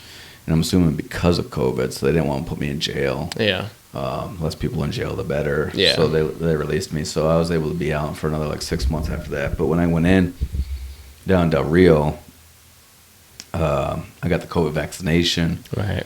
But it wasn't really. I mean, when somebody got COVID, they would lock down the whole tank that you were in. Oh, damn. So no movement through that tank. But you were fed, instead of on a tray, you were fed from a styrofoam box. The guards wouldn't even come in to check on people. It was just basic. It was easy. Yeah. It wasn't anything inconveniencing. Right. There was rumors about people dying in jail. Right. But I think that was just fucking bullshit. There was a lot of rumors when COVID was around, man. Yeah. I mean, you look at the news and you see New York City and you see all these big cities of like bodies being thrown in the back of vehicles and just like no place to put them and stuff like that. But how much of that is real? Yeah, I don't know, man. The media is so fucked because nowadays. Now you don't hear anything about it. Anything about it. And just recently they said that we're no longer in an epidemic. No longer. Yeah, so like a month or two ago, they officially like stated that we are no longer in an epidemic. Well, that's good. So yeah, I mean, but it's like. But were we ever? Because I think. But were we ever? Yeah. The government, the best way to control the masses is by fear. Mm-hmm. And completely. What better way to control the masses by fear than to say, hey, there's a pandemic? Yeah. Like, hey, the world is dying. There's a disease that we can't control the spreading of. But what was their point behind it all? Like, why shut down businesses? Why keep people inside? Yeah, because obviously it was a leak from a lab. In China, supposedly. Yeah, it wasn't no wet market bullshit. It was a leak from a lab, from the Wuhan lab. Not the Wu-Tang, but the Wuhan. Yeah, it'd be cooler if it was Wu-Tang. Right. Why's it not working? Oh, hold on. Oh, it's so quiet. Poor Loco! Yeah!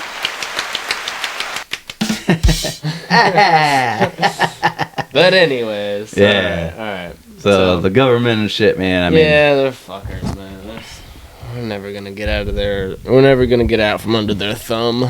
Pretty much. I mean, they really do rule this shit. It's pretty sad too, but I think it's cool watching society be able to bounce back and I think come together and I think we are in a strive. You know, in a real like turning point, kind of, because I think everybody's pretty well versed on issues and how society should work, and now they're kind of seeing how government really functions and how fucking corrupt and stupid it is. Yeah. So I think we are in a another revolution almost, you know.